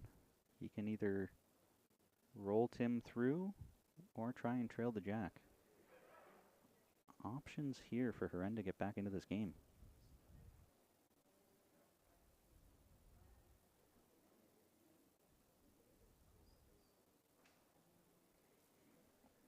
Last bowl of the second end of the tiebreak between Harendra Bartu and Tim Mason, both of BC.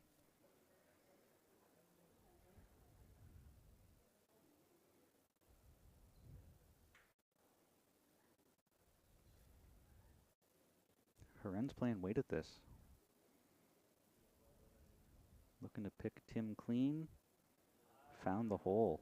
Missed it all.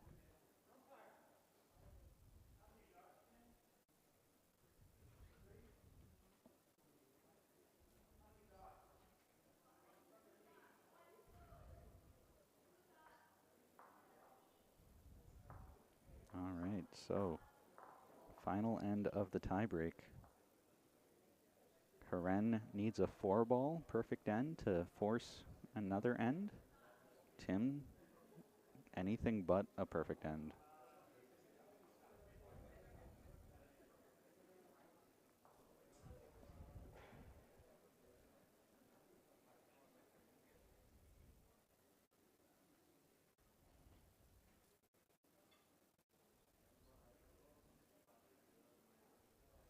Here we go.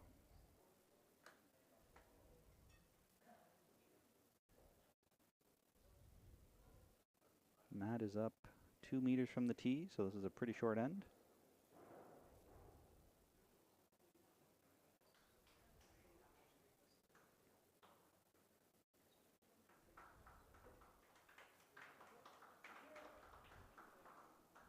Pretty good opening bowl here from Tim. Bingo. Front toucha.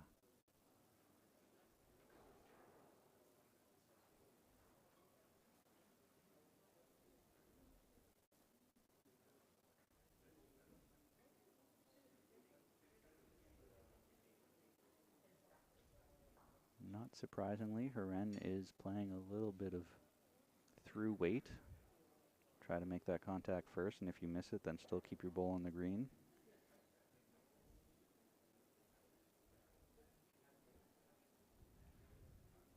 It's a pretty great start for Tim when he's up 4-zip, final end, front toucher, so now you get to just play position.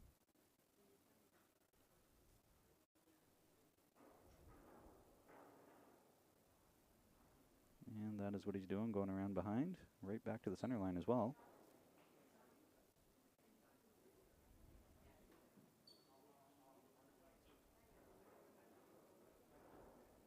Heren's playing a similar bowl, slightly more aggressive, but splits them both.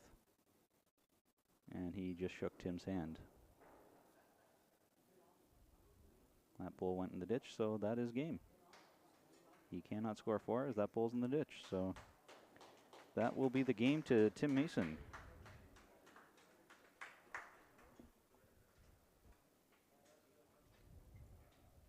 So that will give Heren his second loss of the tournament. Move him to 5-2, and with Tim's win, he will now be up to 5-2. So now we've got at least a couple of people tied for second place, while Jerome Kirby continues to plow through the field, 7-0 now after that win against John McDonald. That is it. That's all for us here today. I will be back tomorrow morning around 10:45 a.m.-ish local time, depending how long that first game takes, probably closer to 11. Stay tuned to our YouTube page for the link for that game, and thanks everyone for watching. We'll see you tomorrow.